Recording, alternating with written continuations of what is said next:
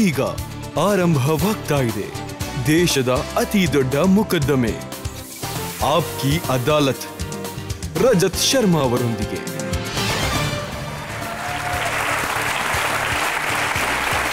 ನಮಸ್ಕಾರ, ಆಪ್ಕಿ ಅದಾಲತ್ಗೆ ನಿಮಗೆಲ್ಲ ಸ್ವಾಗತ.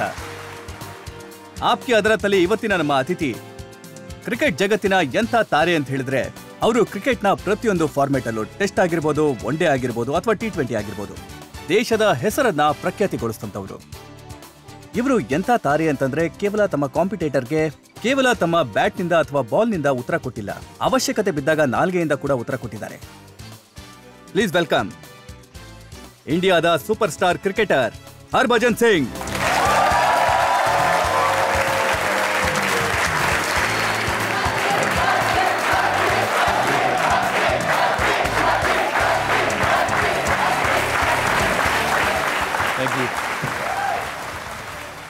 ಕೂತ್ಕೋಬೋದಾ? ಪ್ಲೀಸ್ ದಯವಿಟ್ಟು. ಮತ್ತೆ ಇವತ್ತಿನ ನಮ್ಮ ಶೋಗೆ ಜಡ್ಜ್ ಆಗಿ ಬಂದಿದ್ದಾರೆ ಕ್ರಿಕೆಟ್ನ ಜಗತ್ತಿನ ಒಬ್ಬ ಪ್ರಖ್ಯಾತ ಆಟಗಾರ ಯಶ್ಪಾಲ್ ಶರ್ಮಾ.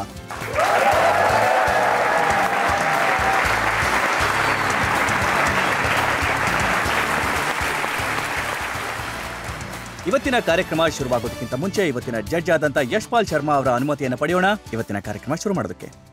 ಇವತ್ತಿನ ವಿಚಾರಣೆಯನ್ನ ಶುರು ಮಾಡಿ.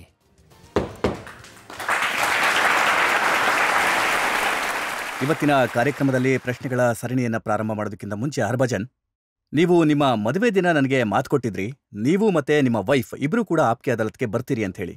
ನೀವು ಒಬ್ಬರೇ ಬಂದಿದ್ದೀರಾ? ಸರ್, ಅದು ಈಗ ನನ್ನ ವೈಫ್ ಇಂಗ್ಲೆಂಡಲ್ಲಿದ್ದಾರೆ. ಅದು ಅವ್ರು ಬಂದಮೇಲೆ ಮುಂದಿನ ಸಲ ಆಕೆ ಬರ್ತಾಳೆ ಅಂತ ಹೇಳಿದ್ರೆ ನಾವು ಮೂವರು ಬರ್ತೀವಿ. ಅದು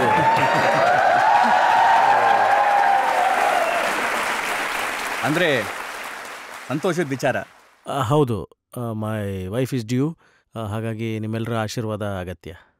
ಜೊತೆಗೆ ಎಲ್ಲನೂ ಒಳ್ಳೆಯದೇ ಆಯಿತು ಅಂತ ಹೇಳಿದ್ರೆ ಆಮೇಲೆ ಎಲ್ಲವೂ ಚೆನ್ನಾಗಾಗ್ಲಿ ಅಂತ ನಮ್ಮೆಲ್ಲರ ಹಾರೈಕೆ ಇದೆ. ಮತ್ತೆ ನೀವೀಗ ನಿಮ್ಮ ವೈಫ್ ಜೊತೆ ಬರೋಕ್ಕಾಗದೇ ಇರೋದ್ರಿಂದ ಮುಂದಿನ ಸಲ ಬಂದಾಗ ನೀವು ಮೂರು ಜನ ಖಂಡಿತ ಚಿಕ್ಕವನಂತೂ ಬಂದರೆ ನೋಡ್ತಿರೋಲ್ಲ ಅಂತ. ಮೊಕದ್ದಮೆ ಶುರು ಮಾಡೋಣ. ಆಪ್ಕಿ ಅದಾಲತ್ನಲ್ಲಿ ಮೊದಲ ಆರೋಪ ಹರ್ಭಜನ್ ಸಿಂಗ್ ಅವರ ಮೇಲೆ. ಆಪ್ಕಿ ಅದಾಲತ್ನಲ್ಲಿ ಕ್ರಿಕೆಟ್ ಸ್ಟಾರ್ ಹರ್ಭಜನ್ ಸಿಂಗ್ ಅವರ ಮೇಲಿರುವ ಆರೋಪವೆಂದರೆ ಇವರು ತುಂಬಾ ತರ್ಲೆ ಎಂಬುದು. ಹರ್ಭಜನ್, ನವಜೋತ್ ಸಿಂಗ್ ಸಿದ್ದು ಅವ್ರು ಹೇಳ್ತಾರೆ, ಯಾರಾದ್ರೂ ಒಬ್ಬ ಬೆತ್ತಲೆ ಇರುವಂತ ವ್ಯಕ್ತಿ ಶರ್ಟ್ನ ಕೊಟ್ರೆ ಅವನಿಂದ ಹುಷಾರಾಗಿರಿ, ಮತ್ತೆ ಡ್ರೆಸ್ಸಿಂಗ್ ರೂಮಲ್ಲಿ ತುಂಟಾಟ ಮಾಡುವಂತ ಹರ್ಭಜನ್ ಸಿಂಗಿಂದ ದೂರ ಇರಿ. ಸರ್, ಅದು ನಾಟಿ ಬಾಯ್ ಏನಿದ್ದ ಅವನೀಗ ಹಿಂದುಳಿದಿದ್ದಾನೆ. ಈಗ ನಾನು ಮದುವೆ ಆಗಿದೆ, ನಾನು ದೊಡ್ಡವನಾಗೋಗಿದ್ದೀನಿ.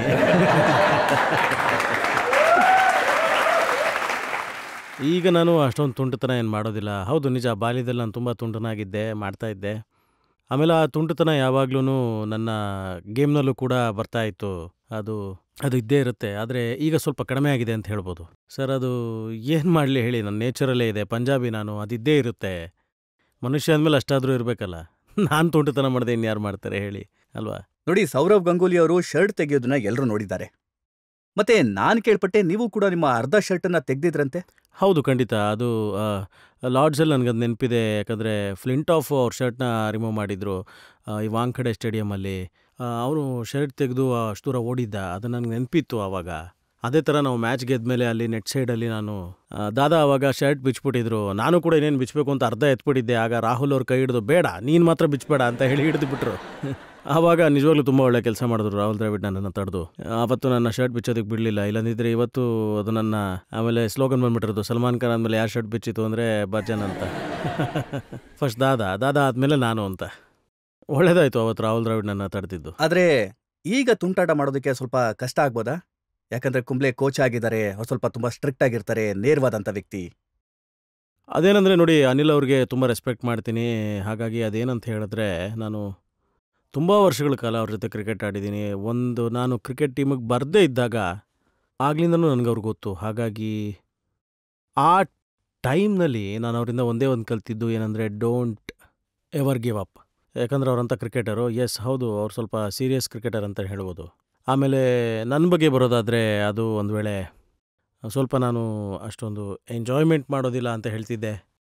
ಅದು ಡ್ರೆಸ್ಸಿಂಗ್ ರೂಮಲ್ಲೂ ಕೂಡ ನೀವು ಅಷ್ಟೇ ಟೆನ್ಸ್ ಆಗಿರ್ತೀರಾ ಅಂತ ಹೇಳ್ತಿದೆ. ಅದು ಆ್ಯಕ್ಚುಲಿ ಗ್ರೌಂಡಲ್ಲಿ ನಮ್ಗೆ ಅಷ್ಟು ಟೆನ್ಸ್ ಸಿಚುಯೇಷನ್ ಇರುತ್ತೆ, ನಿಮಗೆ ತಮಾಷೆ ಮಾಡೋದಕ್ಕಾಗೋದಿಲ್ಲ, ತಲೆ ಓಡ್ತಾ ಇರುತ್ತೆ, ಬ್ಯಾಟ್ಸ್ಮನ್ನ ಹೇಗೆ ಔಟ್ ಮಾಡಬೇಕು ಅಂತೆಲ್ಲ ಹೇಳಿ ಮುಂದಿನ ಪ್ಲ್ಯಾನ್ ಏನು ಅಂತೆಲ್ಲ ಲೆಕ್ಕ ಹಾಕ್ಕೊಂಡು. ಒಂದು ವೇಳೆ ನೀವು ಡ್ರೆಸ್ಸಿಂಗ್ ರೂಮಲ್ಲೂ ಅಷ್ಟೇ ಟೆನ್ಷನಲ್ಲಿ ಇದ್ದರೆ ಆವಾಗ ಆ ವಿಷಯ ನಾವು ಆ ಕೆಲಸನ ಕರೆಕ್ಟಾಗಿ ಮಾಡೋಕ್ಕಾಗಲ್ಲ. ಅಂದರೆ ಗ್ರೌಂಡಲ್ಲಿ ಹೋಗಿ ನಾವೇನು ಔಟ್ ಮಾಡಬೇಕು ಅದನ್ನು ಇದು ಮಾಡೋಕ್ಕಾಗಲ್ಲ. ಅನಿಲ್ ಭಾಯ್ ಅವ್ರಿಗೆ ತುಂಬ ಚೆನ್ನಾಗಿ ಗೊತ್ತಿತ್ತು, ಏನೋ ಮೈ ನೇಚರ್, ನಾನು ಇದೇ ರೀತಿ ಇರೋನು, ಇದೇ ಥರನೇ ಇರ್ತೀನಿ ಅಂತನೂ. ಆದರೆ ಬಟ್ ನಾನು ಆಟ ಆಡ್ತಿರ್ಬೇಕಾದ್ರೆ ಐ ಡೋಂಟ್ ನೋ ನಾನು ಎಷ್ಟು ವರ್ಷ ಅವ್ರ ಜೊತೆ ಆಟ ಆಡಿದ್ದೀನಿ ಅಂತ ಹೇಳಿ, ಆದರೆ ಅವ್ರಿಗೆ ಯಾವ ಪ್ರಾಬ್ಲಮ್ಮೂ ಆಗಿಲ್ಲ. ನನ್ನ ನೇಚರ್ ಈ ಥರ ನೋಡಿ, ಪ್ರಾಬ್ಲಮ್ ಏನಾಗಿತ್ತು ಅಂದ್ರೆ ನೀವು ಚೆನ್ನಾಗಿ ಆಡಿದ್ರಿಂದಾಗಿ ಕೆಲವು ಸಲ ಅನಿಲ್ ಕುಂಬ್ಳೆ ಅವ್ರನ್ನ ಬೆಂಚಲ್ಲಿ ಕೂಡಿಸ್ಬೇಕಾಗಿ ಬಂತು. ಆ ವಿಷಯ ಬೇರೆ. ಆ್ಯಕ್ಚುಲಿ ಅನಿಲ್ ಅವರು ತುಂಬ ದೊಡ್ಡ ಮ್ಯಾಚ್ ವಿನ್ನರು. ಅಂದರೆ ನನ್ನ ದೃಷ್ಟಿಯಲ್ಲಿ ಅವರು ಸಿಕ್ಕಾಪಟ್ಟೆ ಚೆನ್ನಾಗಿ ಆಡ್ತಾಯಿದ್ರು. ಯಾಕಂದರೆ ಬೌಲರ್ ಯಾವಾಗಲೂ ಮ್ಯಾಚ್ನ ಗೆಲ್ಲಿಸ್ತಾ ಇರ್ತಾರೆ. ಒಂದು ವೇಳೆ 20 ವಿಕೆಟ್ ತೊಗೋಬೇಕು ಅಂತ ಆಯಿತು ಅಂದರೆ ಆವಾಗ ಬೌಲರೇನೇ ಮ್ಯಾಚ್ನ ಗೆಲ್ಸೋದಕ್ಕೆ ಸಾಧ್ಯ. ಒಂದು ವೇಳೆ ರನ್ಸ್ ಬೇಕಾಗುತ್ತೆ ಬೋರ್ಡಲ್ಲಿ ನೋಡೋದಕ್ಕೆ, ಕೆಲವೊಮ್ಮೆ ರನ್ಸ್ ತುಂಬ ಕಡಿಮೆ ಆದಾಗಲೂ ಕೂಡ ಬೌಲರ್ಗೆ ಒಂದು ಚಾನ್ಸ್ ಇರುತ್ತೆ ಮ್ಯಾಚ್ನ ಗೆಲ್ಲಿಸೋವಂಥದ್ದು. ಸೊ ಅದರಲ್ಲಿ ಅನಿಲ್ ಭಾಯ್ ಅವರು ತುಂಬ ಚೆನ್ನಾಗಿ ಪರ್ಫಾರ್ಮ್ ಮಾಡ್ತಾರೆ ಅಂತ ಹೇಳ್ಬೋದು. ಮತ್ತು ನನ್ನ ಕಡೆಯಿಂದ ಅವರು ಈಚೆ ಕೂತ್ಕೋಬೇಕಾಗ್ತಿತ್ತು, ಯಾಕಂದರೆ ನಾನು ಅವಾಗ ತುಂಬ ಚೆನ್ನಾಗಿ ಆಟ ಆಡ್ತಾ ಇದ್ದೆ. ಒಂದೊಂದು ಸರಿ ನನಗೆ ತುಂಬ ಬೇಜಾರಾಗ್ತಾ ಇತ್ತು, ಇಷ್ಟು ದೊಡ್ಡ ಬೌಲರ್ ಇವರು ನನ್ನ ಕಾರಣದಿಂದ ಅವ್ರು ಹೊರಗಡೆ ಕೂತಿದ್ದಾರೆ ಅಂತ. ಯಾಕಂದರೆ ನನಗಿನ್ನೂ ಅವಾಗ 20 ವರ್ಷ ಅಷ್ಟೇ. ಅವ್ರು ನನ್ನನ್ನು ಚೂಸ್ ಮಾಡ್ತಾಯಿದ್ರು, ಅವ್ರು ಹೊರಗಡೆ ಕೂತ್ಕೋತಾಯಿದ್ರು. ನನಗೆ ಅದು ತುಂಬ ದೊಡ್ಡ ವಿಚಾರನೇ ಆ್ಯಕ್ಚುಲಿ. ಆದರೆ ಪ್ರತಿ ಸರಿನೂ ನನಗದು ಚಾಲೆಂಜಿಂಗ್ ಆಗಿರ್ತಿತ್ತು. ಯಾಕಂದರೆ ನನ್ನ ಹಿಂದೆ ಮ್ಯಾಚಲ್ಲಿ ಏನು ಆಡಿದೆ ಅದಕ್ಕಿಂತ ಬೆಟರಾಗಿ ಆಡಬೇಕು, ಯಾಕಂದರೆ ಇಷ್ಟು ದೊಡ್ಡ ಬೌಲರ್ ಹೊರಗಡೆ ಕೂತಿದ್ದಾರೆ ಅಂತ ಅವ್ರಿಗೆ ಅನ್ನಿಸ್ಬಾರ್ದು. ಕಷ್ಟ ಏನು ಅಂತಂದರೆ ಇಷ್ಟು ಒಳ್ಳೆ ಆಟಗಾರ ಆದಂಥ ಹರ್ಭಜನ್ ಸಿಂಗ್ನ ಈಗ ಬೆಂಚ್ ಮೇಲೆ ಕೂಡಿಸ್ಬೇಕಾಗಿದೆ. ಅದು ಹೇಗೆ ಅಂದರೆ ಕರ್ಮ ಥರನೇ, ಅದು ಕರ್ಮ ನಮ್ಮನ್ನು ನೋಡ್ತಾ ಇರುತ್ತಂತೆ.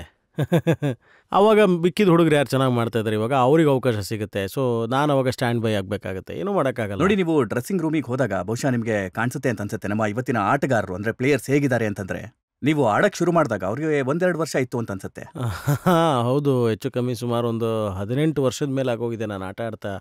ಇವಾಗಿನ ಹುಡುಗರು ಏನು ಆಟ ಆಡ್ತಾ ಇದ್ದಾರಲ್ಲ ಅವರು ಕೂಡ ನನ್ನೇ ವಯಸ್ಸಿನವ್ರು ಅಂತಾರೆ. 20 ವರ್ಷ ಕೆಲವ್ರಿಗೆ, 23 ವರ್ಷ ಕೆಲವ್ರಿಗೆ. ನನಗೊಂದೊಂದು ಸರಿ ಅನಿಸ್ತಾ ಇರುತ್ತೆ ಆವಾಗವಾಗ ಯಂಗ್ ಹುಡುಗರ ನಡುವೆ ಇವನೊಬ್ಬ ಅಂಕಲ್ ಇದ್ದಾನೆ ಅಂತ ಅನ್ನಿಸ್ತಿರುತ್ತೆ ಅವ್ರಿಗೆ ಅಂತ. But the same time if you keep fit you can stay young and you can compete with any youngster. ಮತ್ತು ನನ್ನ ಹತ್ರ ಏನಿದೆ ಅದು ಯಂಗ್ಸ್ಟರ್ಸ್ ಹತ್ರ ಇಲ್ಲ, ಅದು ಎಕ್ಸ್ಪೀರಿಯನ್ಸ್. ಸೊ ಎಕ್ಸ್ಪೀರಿಯನ್ಸ್ ಯಾರಿಗಿರುತ್ತೆ ಅದು ಬಹಳ ದೊಡ್ಡ ಪಾಠ ಅಂತ ಹೇಳ್ಬೋದು ನನ್ನ ದೃಷ್ಟಿಕೋನದಲ್ಲಿ. ಅದು ನೀವು ಡ್ರೆಸ್ಸಿಂಗ್ ರೂಮಿಗೆ ಹೋದಾಗ ನಿಮ್ಮನ್ನ ಅಂಕಲ್ನ ಹೇಗೆ ರಿಸೀವ್ ಮಾಡ್ಕೋತಾರೆ?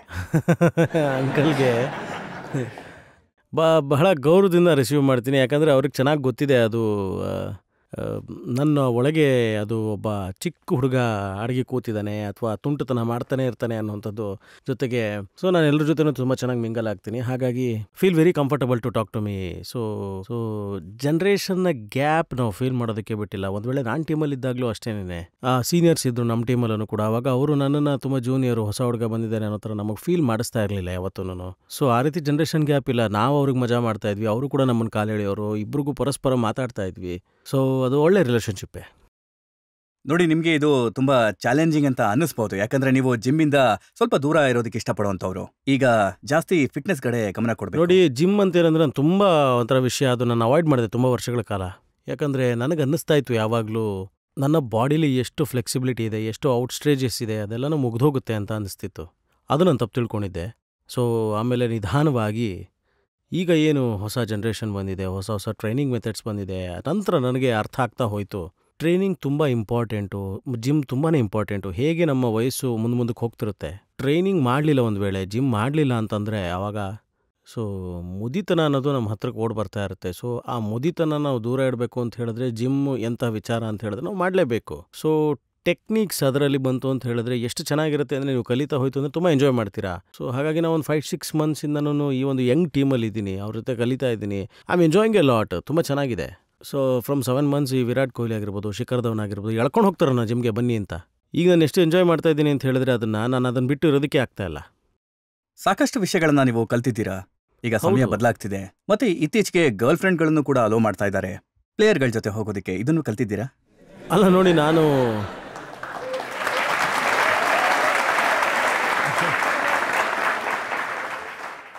ಈಗ ಗರ್ಲ್ ಫ್ರೆಂಡ್ ವಿಷಯ ಬರೋದಿಲ್ಲ. ಯಾಕಂದರೆ ನನಗೆ ಹೆಂಡತಿ ಇದ್ದಾಳೆ, ನನಗಂತೂ ಪಕ್ಕಾ ಲೈಸೆನ್ಸ್ ಸಿಕ್ಕೋಗಿದೆ ಇವಾಗ.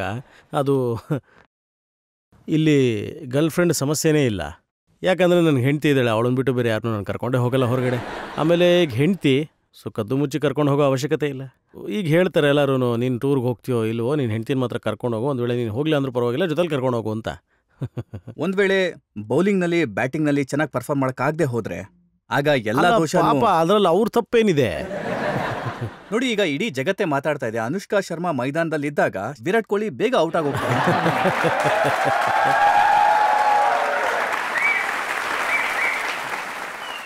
ಅಲ್ಲ, ಇದು ನಿಜವಾಗ್ಲೂ ಗೊತ್ತಿಲ್ಲ ಯಾಕೆ ಅನ್ಸುತ್ತೆ ಜನಕ್ಕೆ ಅಂತ ಹೇಳಿ. ಅಲ್ಲಿ ಅನುಷ್ಕಾ ಅಲ್ಲಿರೋದ್ರಿಂದ ವಿರಾಟ್ ಬೇಗ ಔಟ್ ಆಗೋಗ್ತಾರೆ ಅಂತ, ರನ್ ಮಾಡ್ತಾರೆ ಅಂತ ಹೇಳಿ. ಆದರೆ ಐ ಫೀಲ್ ಒಂದೇನು ಗೊತ್ತಾ, ಪಾರ್ಟ್ನರ್ ಏನು ಅಲ್ಲಿ ಜೊತೆಲಿ ಇರ್ತಾರಲ್ಲ, ಅವ್ರು ನಮ್ಮ ಸಪೋರ್ಟ್ಗೋಸ್ಕರ ಇರ್ತಾರೆ. ಅಲ್ಲಿ ಅನುಷ್ಕಾ ಅವರು ವಿರಾಟ್ನ ನೋಡೋಕ್ಕೆ ಬಂದಿರ್ಬೋದು, ಅಥವಾ ನನ್ನ ಹೆಂಡ್ತಿ ನನ್ನನ್ನು ನೋಡೋದಕ್ಕೆ ಬಂದಿದ್ರೆ ಆಯಿತು ಕೂಡ, ಅದು ಕೇವಲ ಬರೀ ಸಪೋರ್ಟ್ ಮಾಡೋಕ್ಕೆ. ಅಥವಾ ಜನ ಈ ರೀತಿ ತಿಳ್ಕೊಂಡ್ರೆ ಅದು ನಿಜವಾಗ್ಲೂ ತಪ್ಪು. ಸೊ ನಾನು ಎಲ್ರಿಗೂ ಕೈ ಮುಗಿದು ಕೇಳ್ಕೊತೀನಿ, ದಯವಿಟ್ಟು ಆ ರೀತಿ ಎಲ್ಲ ತಿಳ್ಕೊಬೇಡಿ. ಯಾಕಂದರೆ ಪ್ಲೇಯರ್ಗೆ ಒಂದೇ ಒಂದು ಮೋಟಿವ್ ಇರುತ್ತೆ, ಅವನು ಅದರಲ್ಲಿ ಚೆನ್ನಾಗಿ ಆಡಬೇಕು ಅಂತ ಅಷ್ಟೇ. ಸೊ ಅಲ್ಲಿ ಬಂದಿರೋಂಥ ಅವ್ನ ವೈಫ್ ಆಗಿರ್ಬೋದು, ಗರ್ಲ್ ಫ್ರೆಂಡ್ ಆಗಿರ್ಬೋದು, ಅದೇ ಮೋಟಿವ್ ಇರುತ್ತೆ. ಅವನು ಚೆನ್ನಾಗಿ ಆಡಿದ್ರೆ ಮಾತ್ರ ಇಂಡಿಯನ್ ಗೆಲ್ಸೋದಕ್ಕೆ ಸಾಧ್ಯ. ಸಾಕಷ್ಟು ಪ್ರಶ್ನೆಗಳನ್ನ ನಿಮ್ಮನ್ನ ಕೇಳೋದಿದೆ, ಮತ್ತೆ ನಿಮ್ಮ ವೈಫ್ ವಿಚಾರವಾಗೂ ಸಾಕಷ್ಟು ಪ್ರಶ್ನೆಗಳನ್ನ ನಿಮ್ಮನ್ನ ಕೇಳೋದಿದೆ. ಈಗ ಒಂದು ಬ್ರೇಕ್ ತಗೊಳ್ಳೋಣ. ಬ್ರೇಕ್ ನಂತರ ಆಪ್ಕೆ ಅದರತ್ತಲ್ಲಿ ಹರ್ಭಜನ್ ಸಿಂಗ್ ಅವರ ಮೇಲೆ ಆರೋಪ ಮತ್ತೆ ಪ್ರಶ್ನೆಗಳ ಮತ್ತೊಂದು ಸುತ್ತು. ಗೀತಾ ಅವರ ವಿಚಾರವಾಗಿ ನೀವು ಸೌತ್ ಆಫ್ರಿಕಾದಲ್ಲಿ ಹೇಗೆ ಅವರನ್ನ ಕಾಲೆಳೆದಿದ್ರಿ ಅಂತ ಹೇಳ್ತಾ ಇದ್ರಿ. ಅವ್ರಿಗೆ ಕ್ರಿಕೆಟ್ ಮೇಲೆ ತುಂಬ ನಾಲೆಡ್ಜ್ ಇತ್ತು. ಒಂದ್ ವೇಳೆ ಕ್ರಿಕೆಟ್ ಬಗ್ಗೆ ಅಷ್ಟೊಂದು ನಾಲೆಡ್ಜ್ ಇಲ್ಲದೆ ಹೋದ್ರೆ ಹರ್ಭಜನ್ ಸಿಂಗ್ ಹೇಗೆ ಇಷ್ಟ ಆದ್ರು? ಇದೊಂದು ಸ್ವಲ್ಪ ವಿಚಿತ್ರನೇ.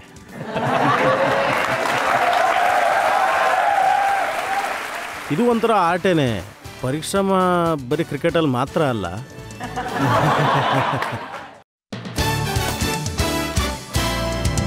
Welcome back. ಆಪ್ಕೆ ಅದರತ್ನಲ್ಲಿ ನಾವಿವತ್ತು ಮೊಕದ್ದಮೆಯನ್ನ ನಡೆಸ್ತಾ ಇದ್ದೇವೆ ಕ್ರಿಕೆಟ್ ಜಗತ್ತಿನ ಹೊಳಿತಾ ಇರುವಂತಹ ತಾರೆ ಹರ್ಭಜನ್ ಸಿಂಗ್ ಅವರ ಮೇಲೆ. ಆಪ್ಕೆ ಅದಾಲತ್ನಲ್ಲಿ ಮುಂದಿನ ಆರೋಪ. ಆಪ್ಕಿ ಅದಾಲತ್ನಲ್ಲಿ ಕ್ರಿಕೆಟ್ ಸ್ಟಾರ್ ಹರ್ಭಜನ್ ಸಿಂಗ್ ಅವರ ಮೇಲಿರುವ ಆರೋಪವೆಂದರೆ ಇವರೊಬ್ಬ ದೊಡ್ಡ ಪ್ರಾಂಕ್ಸ್ಟರ್ ಎಂಬುದು. ನಿಮ್ಮ ತಮಾಷೆ ವಿಚಾರವಾಗಿ ಸಾಕಷ್ಟು ಕಥೆಗಳು ನನ್ನ ಹತ್ರ ಇದೆ. ಸೌರವ್ ಗಂಗೂಲಿ ಕ್ಯಾಪ್ಟನ್ ಆಗಿದ್ರು, ಅವರನ್ನು ನೀವು ಏಪ್ರಿಲ್ ಫೂಲ್ ಮಾಡಿದ್ರಿ. ಈ ತಮಾಷೆ ಅನ್ನೋದು ಪಕ್ಕಕ್ಕಿಟ್ರೆ ಆಮೇಲೆ ಅದು ಮೊದಲು ನೋಡೋದಾದರೆ ಅವರು ನಮ್ಮ ಥರನೇ ಮನುಷ್ಯರಲ್ವಾ. ಆಮೇಲೆ ನಮ್ಮ ಟೀಮಲ್ಲಿ ಅದೆಂಥ ಬಾಂಡೇಜ್ ಆಗೋಗುತ್ತೆ ಅಂದರೆ we are like family and he was like A elder brother. ಅವ್ರು ಯಾವಾಗಲೂ ಮಜಾ ಮಾಡ್ತಾನೇ ಇರ್ತಿದ್ರು. ಹೌದು, ನಾವೆಲ್ಲ ಸೇರ್ಕೊಂಡು ಅವ್ರನ್ನ ಏಪ್ರಿಲ್ ಫುಲ್ ಮಾಡಿದ್ವಿ. ತುಂಬ ಮಜಾ ಬಂದಿತ್ತು ಅವತ್ತು ಪೂರ್ತಿ ಟೀಮ್ ನಾವು ಎಂಜಾಯ್ ಮಾಡಿದ್ವಿ, ದಾದಾನ ಬಿಟ್ಟು. ಯಾಕಂದರೆ ದಾದಾನಿಗೇನೆ ಅವತ್ತು ಸಾಕಷ್ಟು ಪ್ಲಾನ್ ಮಾಡಿದ್ರಂತೆ ನೀವು ಮತ್ತು ಯುವರಾಜ್ ಸಿಂಗ್ ಸರ್. ಅವತ್ತು ಎಲ್ಲರೂ ಪ್ಲ್ಯಾನ್ ಮಾಡಿದ್ವಿ. ಅದು ನಾವೆಲ್ಲ ಏನು ಮಾಡಬೇಕು ಅಂತಿದ್ವಿ ಅಂದರೆ, ಅದೇನೆಂದರೆ ಸೌರವ್ ಗಂಗೂಲಿ ಹೋಗಿ ಮೀಡಿಯಾದಲ್ಲಿ ಹೇಳಿಬಿಟ್ಟಿದ್ದಾರೆ ಏನೋ ಒಂದು ವಿಷಯ. ಏನಂತ ಹೇಳಿದ್ರೆ, ಬಜ್ಜಿ, ಯುವರಾಜ್ ಮತ್ತು ಜಹೀರ್ ಖಾನ್ ಎಲ್ಲರೂ ಗೇಮ್ ಬಗ್ಗೆ ಅವ್ರು ಯಾರು ಸೀರಿಯಸ್ ಆಗಿಲ್ಲ, ಎಲ್ಲರೂ ಪಾರ್ಟಿ ಮಾಡ್ತಾರೆ ಮತ್ತು ಬೇರೆ ಬೇರೆ ಹುಡುಗಿರ ಜೊತೆ ಓಡಾಡ್ತಾರೆ, ಈ ಥರ ಎಲ್ಲ ಅವರು ಮೀಡಿಯಾದಲ್ಲೆಲ್ಲ ಒಂದು ಕಡೆ ಹೇಳ್ಬಿಟ್ಟಿದ್ರು. ಸೊ ನಾವು ಆ ಪೇಪರ್ ಕಟ್ಟಿಂಗ್ಸ್ನೆಲ್ಲನೂ ಕಟ್ ಮಾಡಿ ಇಟ್ಕೊಂಡಿದ್ವಿ, ಡಿಫ್ರೆಂಟ್ ಆಗಿರೋದು, ಇಂಗ್ಲೀಷಲ್ಲಿ, ಹಿಂದಿಯಲ್ಲಿ, ಮತ್ತು ಅಲ್ಲಿ ಲೋಕಲ್ ಪೇಪರ್ ಯಾವುದಾದ್ರು ಬರ್ತಲ್ಲ ಕೊಚ್ಚಿಯಲ್ಲಿದ್ದಾಗ. ಮತ್ತು ಮಾರನೇ ದಿನ ನಾವೆಲ್ಲ ಹೋಗಿ ಗ್ರೌಂಡಲ್ಲಿ ಗಲಾಟೆ ಮಾಡಿಬಿಟ್ವಿ ನಾವೆಲ್ಲರೂ. ನಾವ್ಯಾರೂ ಆಟ ಆಡೋದಿಲ್ಲ, ನೀವು ನಮ್ಮ ಮೇಲೆ ಈ ಥರ ಆರೋಪ ಮಾಡಿದ್ದೀರಾ ಅಂತ. ಪಾರ್ಟಿ ಮಾಡ್ತೀನಿ ಅಂತ ಹೇಳಿದ್ರೆ, ನಾನು ನೋಡಿದ್ರೆ ಅವತ್ತು ಪಾರ್ಟಿಗೆ ಹೋಗಲ್ಲ, ಮತ್ತು ನೀವು ನನ್ನ ಬಗ್ಗೆ ಹೇಳಿದ್ದೀರಾ ಅದು ಇವನು ಸೀರಿಯಸ್ ಆಗಿ ಆಟ ಆಡಲ್ಲ ಅಂತ. ಮತ್ತು ನಾವು 3 ಜನ ಬ್ಯಾಗ್ ಎತ್ಕೊಂಡ್ವಿ, ನಾವು ವಾಪಸ್ ಹೋಗ್ತಾ ಇದ್ವಿ. ಆಮೇಲೆ ನಮ್ಮ ಜೊತೆ ಆವಾಗ ನಮ್ಮ ಸೀನಿಯರ್ಸ್ ಏನಿದ್ರಲ್ಲ ಅವರಿಗೂ ನಾವು ಹೇಳಿದ್ವಿ ಈ ರೀತಿ ಮಾಡ್ತಾ ಇದ್ದೀವಿ ಅಂತ ಹೇಳಿ. So they also acted. ನೀನು ಸರಿಯಾಗಿ ಹೇಳ್ತಿದ್ಯಾಪ್ಪ, ನೀವು ಹೆಂಗೆ ಹೇಳೋಕ್ಕಾಗುತ್ತೆ, ಇವರೆಲ್ಲರೂ ಕಮಿಟೆಡ್ ಕ್ರಿಕೆಟರ್ಸ್ ಇದ್ದಾರಲ್ವಾ ಅಂತ. ಸೊ ಆವಾಗ ಬೇರೆ ಬೇರೆ ಪ್ಲೇಯರ್ಸ್ ಇದ್ದರು, ರಾಹುಲ್ ಅವರಿದ್ದರು, ಮಿಕ್ಕಿದವರೆಲ್ಲರೂ ಇದ್ದರು, ಎಲ್ಲರೂ ನಮಗೆ ಸಪೋರ್ಟ್ ಮಾಡಿದ್ರು. ಏನು ನಡೀತಿದ್ದೋ ಅದು ಗೊತ್ತಿತ್ತು ಅವ್ರಿಗೆ. ಸೊ ಆವಾಗ ದಾದಾ ಹೇಳ್ಬಿಟ್ರು, ಇದಕ್ಕಿದ್ದಂಗೆ ನಿಮ್ಗೆ ಆ ರೀತಿ ಅನ್ನಿಸ್ತಾ ಇದ್ರೆ ನಾನು ಕ್ರಿಕೆಟೇ ಬಿಟ್ಬಿಡ್ತೀನಿ ಈಗ ಅಂತ. ಆಮೇಲೆ ದಾದಾ ಅವರು ತುಂಬ ಸೀರಿಯಸ್ ಆದಾಗ ನಮ್ಗೆ ಅಂತಾಯಿತು, ಗೊತ್ತೇ ನಾವು ಕರೆದ್ಬಿಟ್ಟು, ದಾದಾ ಇವತ್ತು ಎಷ್ಟನೇ ತಾರೀಕು ಅಂತ ಒಂದ್ಸರಿ ಯೋಚನೆ ಮಾಡಿ ಹಿಂದೆ. ಆಮೇಲೆ ಅವ್ರಿಗೆ ಯಾವ ತಾರೀಕು ಅಂತ ಗೊತ್ತಾದ್ಮೇಲೆ ಅವರು ಇಮಿಡಿಯೇಟಾಗಿ ಬ್ಯಾಟ್ ತೊಗೊಂಡು ನಮ್ಮ ಹಿಂದೆ ಓಡ್ಬೋದ್ರು ಹೊಡೆಯೋದಕ್ಕೆ.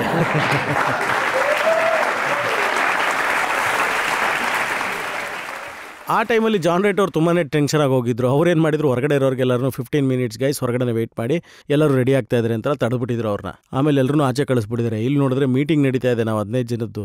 ಆಮೇಲೆ ನಾವು 15 ನಿಮಿಷ ಆಯ್ತು, 20 ನಿಮಿಷ ಆಯಿತು, 30 ನಿಮಿಷ ಆಯಿತು, ಏನೂ ಗೊತ್ತಾಗಿಲ್ಲ ಅವರಿಗೆ. ಹೊರಗಡೆ ವೆಯ್ಟ್ ಮಾಡಿಸ್ತಾ ಇದ್ದಾರೆ, ನಾವೆಲ್ಲ ಆರಾಮಾಗಿದ್ದೀವಿ, ಅವ್ರಿಗೆ ಗೊತ್ತಾಗಿಲ್ಲ, ಟೆನ್ಷನ್ ಆಗೋಗಿದೆ. ಆಮೇಲೆ ಅವ್ರು ಬಂದು ಮತ್ತೆ ನಮ್ಮನ್ನು ಕೇಳಿದಾಗ ನಾವು ಸೀರಿಯಸ್ ಆಗಿ, it's a very serious matter, you should go out ಅಂತೆಲ್ಲ ಹೇಳ್ಬಿಟ್ವಿ. ಅಂದ್ರೆ ನೀವು ಮಾಡ್ದೇನೆ ಅವ್ರು ಏಪ್ರಿಲ್ ಫೂಲ್ ಅವರೇ ಆಗೋಗಿದ್ರು. ಅವಾಗ ನಾವು ಮಾಡೋಂಥ ಅಗತ್ಯ ಇರಲಿಲ್ಲ ಅಷ್ಟರಲ್ಲಿ. ನೋಡಿ, ಈ ಮಾತು ಕೂಡ ನಿಜನ. ಸಚಿನ್ ತೆಂಡೂಲ್ಕರ್ ಅಂತ ಲೆಜೆಂಡ್ ಅವರಿಗೂ ಕೂಡ ನೀವು ಎತ್ಕೊಂಡು ಜಕೂಸಿನಲ್ಲಿ ಹಾಕ್ಬಿಟ್ರಂತೆ. ಇಲ್ಲ, ನಾನು ಒಬ್ಬನೇ ಹಾಕಲಿಲ್ಲ ಅದನ್ನ. ಅವತ್ತು ನನ್ನ ಜೊತೆ ಇನ್ನೂ ನನ್ನ ಸ್ನೇಹಿತರೆಲ್ಲ ಜೊತೆಲಿದ್ದರು, ಯಾಕಂದರೆ ನಾನು ಒಬ್ಬನೇ ಅದನ್ನು ಮಾಡಲಿಲ್ಲ ಅಂತ ಹೇಳಬೇಕು. ಅದು ನಾನು ಸಚಿನ್ ತೆಂಡೂಲ್ಕರ್ನ ಕರ್ಕೊಂಡೋಗಿ ಜಕ್ಕೂಸಲ್ಲಿ ಬಿಸಾಕೋದು ಅಂದರೆ. ಆದರೆ ಹೇಳಬೇಕು, ಆವಾಗ ಅವರೆಲ್ಲ ಹಾಕಬೇಕು ಅಂತಿದ್ದಾಗ ಸರಿ ಇಬ್ಬರ ಕೈಲಾಗಲ್ಲ, ಇನ್ನೊಬ್ರು ಕೈ ಜೋಡಿಸಿದ್ರೆ ಚೆನ್ನಾಗಿರುತ್ತೆ ಅಂದಾಗ ಆ ಮೂರನೇವನಾಗ ನನ್ನ ಜೊತೆಲಿ ಸೇರಿಕೊಂಡೆ ಅಷ್ಟೇ. ಜಸ್ಟ್ ನನ್ನ ಕೈನ ಕೊಟ್ಟು ಸಪೋರ್ಟ್ ಮಾಡಿಕೊಟ್ಟೆ ಅಷ್ಟೇ ಅವ್ರಿಗೆ ಹಾಕೋದಕ್ಕೆ. ಸೊ ಬರೀ ನೀರಲ್ಲಿ ಬೀಳ್ಸೋದಕ್ಕೆ. ಆದರೆ ಮೇಯ್ನ್ ಕೆಲಸ ಇದು ಯಾರ್ದು ಅಂತ ಹೇಳಿದ್ರೆ ಅದು ಜಹೀರ್ದು ಮತ್ತು ಯುವರಾಜ್ದು. ಆಗ ಸಚಿನ್ ಅವರು ಪ್ರೊಟೆಸ್ಟ್ ಮಾಡಲಿಲ್ವಾ? ಮಾಡಿದ್ರು, ಏನು ಮಾಡೋಕ್ಕಾಗುತ್ತೆ, ನಾವು ಮೂವರಿದ್ದೀವಿ, ಅವ್ರು ಒಬ್ಬರೇ ಇದ್ದಾರೆ, ಏನು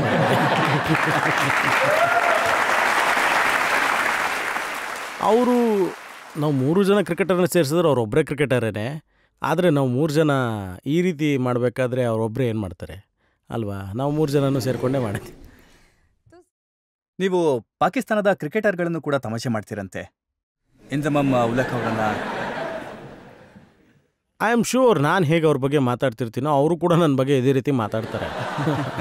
ಇದು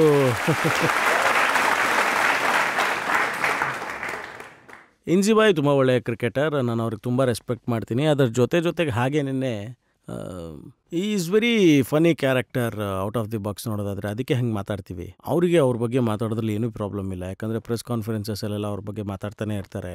ಸೊ ನಾವು ಸ್ಪೆಷಲ್ಲಾಗಿ ಓಡೋಕೆ ಕೂತ್ಕೋತಾ ಇದ್ವಿ, ಇವತ್ತು ಏನು ಹೇಳ್ತಾರೆ ಇಂಜಿಬಾಯ್ ನೋಡೋಣ ಅಂತ. ಹಾಗೆ ಅವಾಗ ಒಂದು ಪ್ರೆಸ್ ಕಾನ್ಫರೆನ್ಸ್ ಅಲ್ಲೇ ಹತ್ತಿರದಲ್ಲೇ ನಡೀತಾ ಇತ್ತು. ಇಂಡಿಯಾ ಮತ್ತು ಪಾಕಿಸ್ತಾನ್ ಮ್ಯಾಚ್ ಬಗ್ಗೆ ಇತ್ತದು. ಆ ಮ್ಯಾಚು ಸೋತೋದ್ರು ಪಾಕಿಸ್ತಾನ್, ಮುಂದಿನ ಮ್ಯಾಚು ಸೋತೋದ್ರು, ಅದರ ನೆಕ್ಸ್ಟ್ ಮ್ಯಾಚು ಸೋತೋದ್ರು. ಸೊ ನಾವು ಅವಾಗ ಅಲ್ಲಿಗೆ ಹೋದಾಗ ಪ್ರೆಸ್ ಕಾನ್ಫರೆನ್ಸ್ ನಡೀತಾ ಇತ್ತು. ಆಗ ಅಲ್ಲೊಬ್ಬರು ಪ್ರಶ್ನೆಯನ್ನು ಕೇಳಿದ್ರು, ಇಂಜಮಾಮ್ ಬೈ ನೋಡಿ ಒಂದು ಮ್ಯಾಚ್ ಆದಮೇಲೆ ಒಂದು ಮ್ಯಾಚ್ ಸೋಲ್ತಾನೆ ಇದ್ದೀರಾ, ಏನು ಮ್ಯಾಚ್ ಫಿಕ್ಸಿಂಗ್ ಆ ಥರ ಏನೂ ನಡೆದಿಲ್ವಾ ಅಂತ. ಸೊ ಆವಾಗ ಇಂಜಿಬಾಯ್ ತುಂಬ ಯೋಚನೆ ಮಾಡಿದ್ರು, ಹೀಗೆ ಮುಂದೆ ಬಂದು ಕೂತ್ಕೊಂಡ್ರು, ಆಮೇಲೆ ಹಿಂದೆ ಹೋಗಿ ಕೂತ್ಕೊಂಡು ಹೀಗೆಲ್ಲ ಯೋಚನೆ ಮಾಡಿದ್ರು, ಆ ಕಡೆ ಈ ಕಡೆ ನೋಡಿದ್ರು, ಸ್ಲೋ ಮೋಷನಲ್ಲಿ ಮುಂದೆ ಬಂದು ಶಟ್ ಅಪ್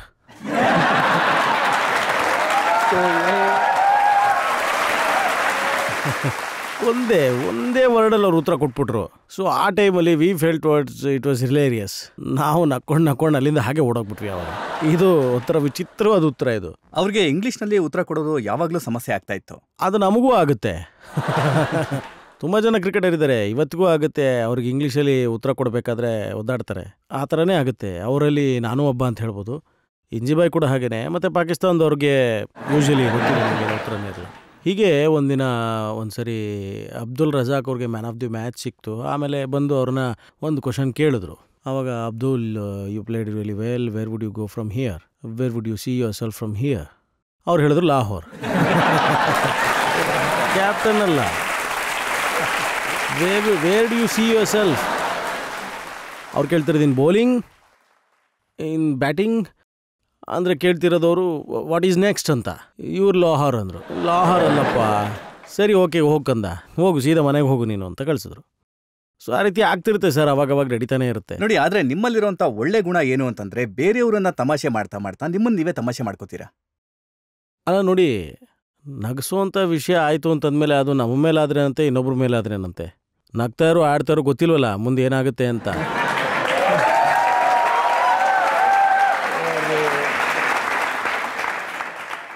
ಯಾಕಿಲ್ಲ ಸರ್, ಒಂದು ವೇಳೆ ಅದು ತಮಾಷೆನೇ ಮಾಡಲ್ಲ, ನಗೋದಿಲ್ಲ, ಪೂರ್ತಿ ದಿನ ಮುಖ ಹಾಗೆ ಗಂಟಾಕೊಂಡು ಕೂತಿರ್ತೀವಿ ಅಂತಂದರೆ. ನಾನು ಕೇಳ್ಪಟ್ಟೆ ನೀವು ಸಚಿನ್ ತೆಂಡೂಲ್ಕರ್ ಅವರ ಮುಂದೆನೇ ಹೇಳಿದ್ರಂತೆ, ನಾನು ಡಾಗ್ ಆಫ್ ಇಂಡಿಯನ್ ಕ್ರಿಕೆಟ್. ಇಲ್ಲ, ಅದು ಲೆಫ್ಟ್ ಸೈಡಲ್ಲಿ ನಾನು ಯಾವಾಗಲೂ ನೋಡಿದಾಗ ಸಚಿನ್ ಅವರ ನೋಡಿ ತುಂಬ ಎಕ್ಸೈಟ್ ಆಗಿ ಹೋಗ್ತೀನಿ. ಯಾವಾಗಲೂ ಹೇಳ್ತಾರೆ, ಯಾವಾಗಲೂ wow Sachin Tendulkar god of Indian cricket. So ನಾನು ಯಾವಾಗಲೂ ಕಿತ್ತಾಡ್ತಾನೆ ಇರ್ತಿದ್ದೆ, ಪ್ರತಿ ಟೀಮಲ್ಲೂ, ನಮ್ಮ ಟೀಮಲ್ಲೂ ಹಾಗೆ ಕಿತ್ತಾಡ್ತಾ ಇದ್ದೆ. ಆಮೇಲೆ ನೋಡಿ ಅವರು ಸಡನ್ನಾಗಿ ನನ್ನ ಬಗ್ಗೆ ಏನಾದರೂ ಹೇಳೋದಕ್ಕೂ ಮುಂಚೆ ನಾನೇ ಅವ್ರ ಹತ್ರ ಹೋಗಿ ಹೇಳ್ಬಿಟ್ಟೆ ಡಾಗ್ ಆಫ್ ಇಂಡಿಯನ್ ಕ್ರಿಕೆಟ್ ಅಂತ. ನಾನು ಹೇಳೋಂಥ ಅರ್ಥ ಅದಾಗಿರಲಿಲ್ಲ, ನಾನೊಬ್ಬ ಹೊಸಬ ಅಂತ ಹೇಳೋದಕ್ಕೆ ಹೋಗಿದ್ದೆ ಅಷ್ಟೇ. ಅಲ್ಲಿ I use to work so hard. ಅವಾಗ ಹೇಳ್ತಾರಲ್ಲ ಅದೇನೋ ಒಂದು ವಿಚಾರ, ಡಾಂಕೀಸ್ ಅಥವಾ dog they work really hard ಅಂತ. ಹಾಗೆ I was a dog of Indian cricket. ನಾನು ತುಂಬ ಎಫರ್ಟ್ ಹಾಕ್ತೀನಿ ಅಂತ ಹೇಳಿ ಟೀಮ್ನ ಗೆಲ್ಲಿಸಿದ್ರಲ್ಲಿ. ಆದರೆ ನೀವು ನಿಮ್ಮ ವೈಫಿನ ಬಗ್ಗೆ, ಗೀತಾ ಅವರ ವಿಚಾರವಾಗಿ ನೀವು ಸೌತ್ ಆಫ್ರಿಕಾದಲ್ಲಿ ಹೇಗೆ ಅವ್ರನ್ನ ಕಾಲೆಳೆದಿದ್ರಿ ಅಂತ ಹೇಳ್ತಾ ಇದ್ರಿ. ಹಾಂ ಹೌದು, ಅವ್ರಿಗೆ ಕ್ರಿಕೆಟ್ ಬಗ್ಗೆ ಅಷ್ಟು ನಾಲೆಜ್ ಇರಲಿಲ್ಲ. ಮತ್ತು ಮೊದಲನೇ ಸರಿ ಸೌತ್ ಆಫ್ರಿಕಾಗೆ ಬಂದಿದ್ದರು, ಮತ್ತು ಅವ್ರಿಗೆ ಕ್ರಿಕೆಟ್ ನೋಡೋಂಥ ಅಷ್ಟು ಇಂಟ್ರೆಸ್ಟ್ ಇರಲಿಲ್ಲ ಆವಾಗ. ಸೊ ನಾನು ಅವಾಗ ಬ್ಯಾಟಿಂಗ್ ಮಾಡ್ತಾಯಿದ್ದೆ. ಸೊ ಮೊದಲನೇ ಬಾಲಲ್ಲೇ ಚೌಕ್ ಮಾಡಿದೆ. ಅವರು ಅವಾಗ ಧ್ವಜಾನ ಹಾರಿಸ್ತಾಯಿದ್ರು. ಮತ್ತೊಂದು ಬಾಲ್ ನನಗೆ ಸಿಕ್ತು, ಆವಾಗಲೂ ಅದನ್ನು ಶಾಟ್ ಮಾಡಿದೆ. ಸೊ ಆವಾಗ ಮತ್ತೆ ನೋಡಿದೆ, ಮತ್ತೆ ಆವಾಗ್ಲೂ ಮುಂಬೈ ಇಂಡಿಯನ್ ಧ್ವಜ ಹಾಗೆ ಹಾರಾಡ್ತಾನೇ ಇತ್ತು ಜೋರಾಗಿ. ಮೂರನೇ ಬಾಲ್ಗೆ ನಾನು ಔಟ್ ಆಗೋದೆ, ಬೋಲ್ಡ್ ಆಗಿ ನಾನು ವಾಪಸ್ ಪೆವಿಲಿಯನ್ ಕಡೆ ಹೋಗ್ತೇನೆ. ಆವಾಗಲೂ ನೋಡ್ತೀನಿ ಮುಂಬೈ ಇಂಡಿಯನ್ಸ್ ಹಾರ್ತಾನೇ ಇದೆ. ಆವಾಗ ನನಗೆ ಅರ್ಥ ಆಯಿತು ಅವರಿಗೆ ಎಷ್ಟು ಮಟ್ಟಿಗೆ ಕ್ರಿಕೆಟ್ ಅರ್ಥ ಆಗಿದೆ ಅನ್ನೋಂಥದ್ದು ವಿಚಾರ ಎಲ್ಲ. ಪಕ್ಕದಲ್ಲಿರೋ ಮುಂಬೈ ಇಂಡಿಯನ್ ಫ್ಯಾನ್ಸ್ ಎಲ್ಲ ಸೈಲೆಂಟಾಗಿ ಕೂತಿದ್ದಾರೆ, ಇವರೊಬ್ಬರು ಮಾತ್ರ ಹಾರಿಸ್ತಾನೇ ಇದ್ದಾರೆ ಅವಾಗಲೇ. ಒಂದು ವೇಳೆ ಕ್ರಿಕೆಟ್ ಬಗ್ಗೆ ಅಷ್ಟೊಂದು ನಾಲೆಡ್ಜ್ ಇಲ್ಲದೆ ಹೋದರೆ ಹರ್ಭಜನ್ ಸಿಂಗ್ ಹೇಗೆ ಇಷ್ಟ ಆದರು? ಇದೊಂಥರ ಕಲೆ ಸರ್.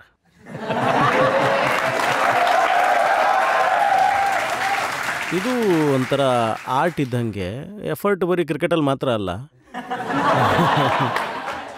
ನೋಡಿ, ಎಫರ್ಟ್ ಹಾಕಿದ್ದಕ್ಕೆ ತಾನೇ ಇವತ್ತು ಇಲ್ಲಿಗೂ ಕರ್ಕೊಂಬಂದು ಕೂಡಿಸಿದ್ದೀರಾ. 10 ವರ್ಷ ಆಯಿತು ಪಟಾಯಿಸೋದಕ್ಕೆ. ಇಲ್ಲ 10 ವರ್ಷ ಅಂತೂ ಹಿಡಿಲಿಲ್ಲ, ಆದರೆ 10 ತಿಂಗಳಂತೂ ಖಂಡಿತ ಹಿಡಿತು. ಸೊ ಆ 10 ತಿಂಗಳು ನಾವು ನಿಮ್ಗೆ ಗೊತ್ತಿಲ್ಲ ಯಾವ ರೀತಿ ರಾಕೆಟ್ ಸ್ಪೀಡಲ್ಲಿ ಹೋಗ್ತಾ ಇದ್ವಿ ನಾವು ದೇಸಿ ಹುಡುಗರು ಅಂತ. ನಾನು ಅಂದ್ಕೊಂಡಿದ್ದೆ ನನಗೆ 10 ನಿಮಿಷ ಹಿಡಿಯುತ್ತೆ ಅಷ್ಟೇ ಅಂತ.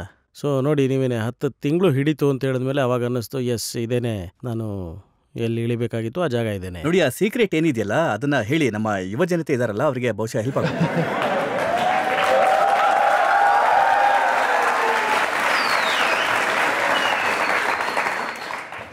ನೋಡಿ ಸೀಕ್ರೆಟ್ ಒಂದೇನೇನೆ, ಅದು ಹುಡುಗಿರನ್ನ ಎಷ್ಟು ನಗ್ಸೋಕ್ಕೆ ಸಾಧ್ಯನೋ ಅಷ್ಟು ನಗಿಸಿ, ಮತ್ತು ಪ್ರಯತ್ನ ಮಾಡಿ. ಅದು ಏನಂದರೆ ದಿನಾ ಒಂದು ಸುಳ್ಳು ಹೇಳಿ ನೀವು ತುಂಬ ಸುಂದರವಾಗಿದ್ದೀರಾ ಅನ್ನೋಂಥದ್ದನ್ನು.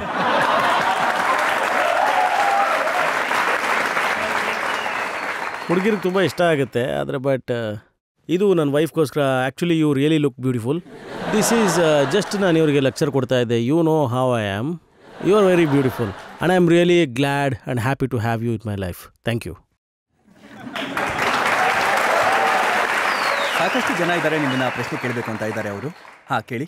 ನನ್ನ ಪ್ರಶ್ನೆ ಏನಂದ್ರೆ ಸರ್, ನಿಮಗೆ ಕ್ರಿಕೆಟ್ ಟೀಮಲ್ಲಿ ಎಷ್ಟು ಜನ ಫ್ರೆಂಡ್ಸ್ ಎಲ್ಲ ಇದ್ದಾರೋ, ನೀವು ಅದನ್ನ ನೆನೆಸ್ಕೊಂಡು ಇವತ್ತಿಗೂ ನಗೋ ಅಂತ ಒಂದು ಸೀನ್ ಏನಾದ್ರೂ ಇದೆಯಾ? ಹೌದು, ಇದನ್ನ ಲೈಫ್ ಲಾಂಗ್ ಅಲ್ಲಿ ನಾವು ನೆನೆಸ್ಕೊಂಡಾಗ ನಗು ಬರುತ್ತೆ ಅಂತ, ಆ ಥರದನ್ನ ಶೇರ್ ಮಾಡ್ಕೋತೀರಾ? ಆಮೇಲೆ ಈಗ ನಾನು ಮೊದಲೇ ಹೇಳ್ಬಿಡ್ತೀನಿ ನಿಮಗೆ, ಈ ನಮ್ಮ ಕ್ರಿಕೆಟ್ ಏನಿದೆಯಲ್ಲ ಅದು ಫಿಲ್ಮ್ ಥರ ಅಲ್ಲ, ಅಲ್ಲಿ ಸೀನ್ಗಳೇನೂ ಇರಲ್ಲ.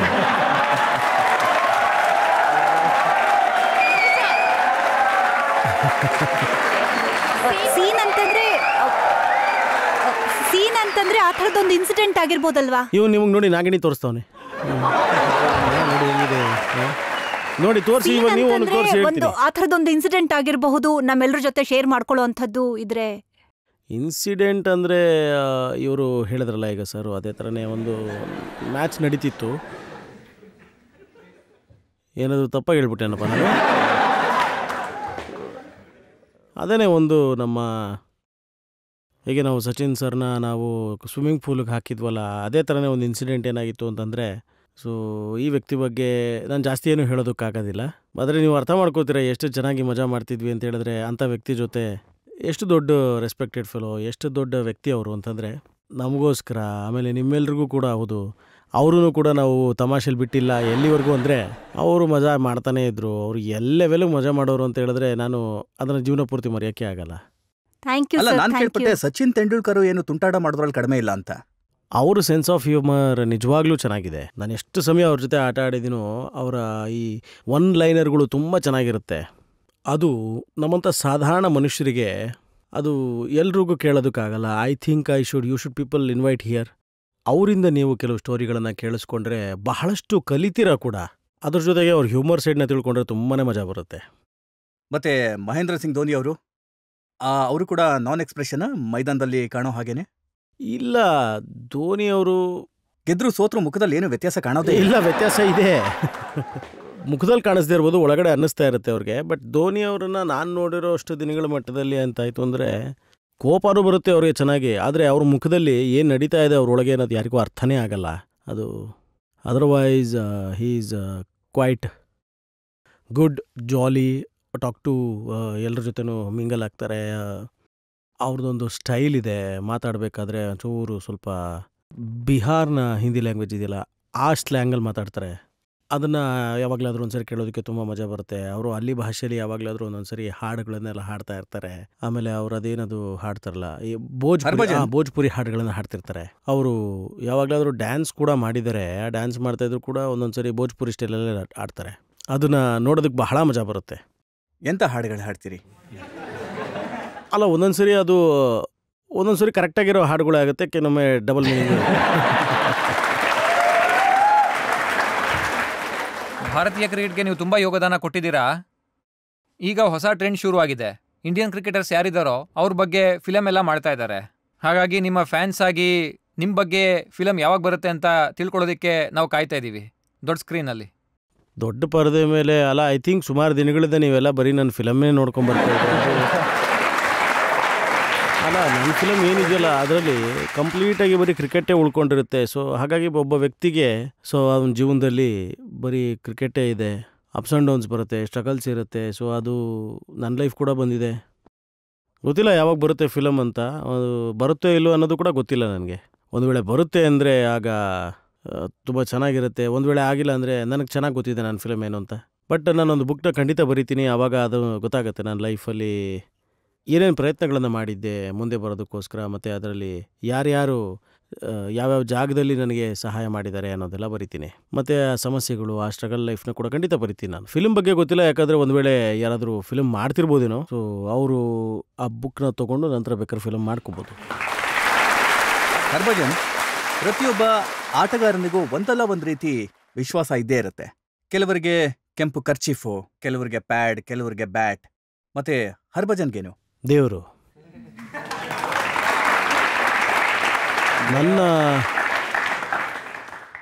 ನಾನು ಯಾವತ್ತೂ ರುಮಾಲ್ ಕಟ್ಟಿದ್ದಿಲ್ಲ, ಅಥವಾ ನಾನು ಯಾವತ್ತಾದ್ರೂ ನಾನು ಕೇಳ್ಪಟ್ಟೆ ನಿಮ್ಗೊಬ್ರು ಸಪೋರ್ಟರ್ ಇದ್ರಂತೆ. ಇಲ್ಲ, ಅದು ಹೇಗಾಗುತ್ತೆ ಅಂತ ಹೇಳಿದ್ರೆ, ಅದು ರುಮಾಲ್ ಬಿಟ್ಬಿಡಿ, ಆ ಸಪೋರ್ಟರ್ ವಿಚಾರ ಅಂತೂ ಅದು ಕಿತ್ತೋಯ್ತು. ಅದನ್ನು ಸುತ್ತು ಇಟ್ಕೋಬೋದು. ಆದರೆ ಒಂದು ಸರಿ ಹೇಳ್ಬೇಕಂದ್ರೆ ಅದೆಂಥ ವಿಚಿತ್ರವಾದ ವಿಧ ಅಂದರೆ, ನಾನೊಂದು 15 ವಿಕೆಟ್ ತೆಗೆದಿದ್ದೆ ಅವಾಗ. ಅಲ್ಲಿ ಅವತ್ತು ಸಪೋರ್ಟರ್ ಕೂಡ ಇರಲಿಲ್ಲ. ನಿಮಗೆ ಗೊತ್ತಿರುತ್ತೆ ಸಪೋರ್ಟರ್ ಅಂದರೆ ಹೇಗಿರುತ್ತೆ ಅಂತ ಹೇಳಿ. ನಿಮಗೆ ಗೊತ್ತಿರುತ್ತೆ, ಯಾಕಂದರೆ ನೀವೆಲ್ಲ ಕ್ರಿಕೆಟ್ ಆಡ್ತೀರ, ಮಿಕ್ಕಿದವ್ರಿಗೆಲ್ಲ ಗೊತ್ತಿರಲ್ಲ, ಅದನ್ನ ಅರ್ಥ ಮಾಡಿಸಿ.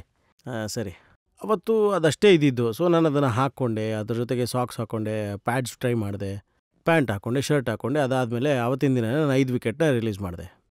ಆಮೇಲೆ ನಾನು ಡಿಸೈಡ್ ಮಾಡಿದೆ, ನಾನು ಇದೇ ಡ್ರೆಸ್ನೇ ಹಾಕ್ಕೋತೀನಿ, ಇದೇ ಥರನೇ ಆಟ ಆಡ್ತೀನಿ, ನೋಡೋಣ ಎಷ್ಟಾಗುತ್ತೆ ಅಂತ. 7 ವಿಕೆಟ್ ತೆಗೆದೆ ಆವಾಗ. ಸೊ ಅಲ್ಲಿ ಆ ಸೀರೀಸಲ್ಲಿ ನಾನು ಮುಂದೆ ಬರ್ತಾ ಹೋದೆ. ಎಷ್ಟು ಮುಂದೆ ಬಂದೆ ಅಂತ ಹೇಳಿದ್ರೆ, ಆ ಸಪೋರ್ಟಲ್ಲಿ ಎಂಡ್ ಆಫ್ ದಿ ಸೀರೀಸ್ಗೆ ಅದು ಕ್ರ್ಯಾಕ್ ಬಂದು ಸಿಡ್ದು ಹೋಯ್ತು. ಯಾಕಂದರೆ ಅದು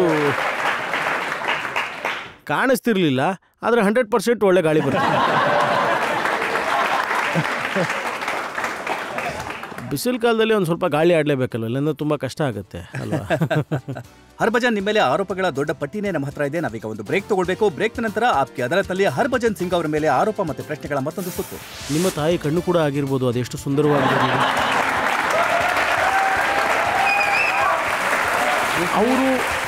ಅವರು ನನ್ನ ಮುಂದಿನ ಮಾತೆ ಕೇಳಿಸ್ಕೊಳ್ಳಲಿಲ್ಲ. ನಿಮ್ಮ ಅಮ್ಮಂದು ಅಂತ ಹೇಳಿದ ತಕ್ಷಣವೇ ಕೈನ ರೋಟಿ ತಿನ್ನೋದಕ್ಕೆ ನಂಗೆ ತುಂಬ ಇಷ್ಟ ಆಗುತ್ತೆ ಅಂತ ಅವ್ರು ಮುಂದಿನ ಮಾತೆ ಕೇಳಿಸ್ಕೊಳ್ಳಿಲ್ಲ ಸರ್.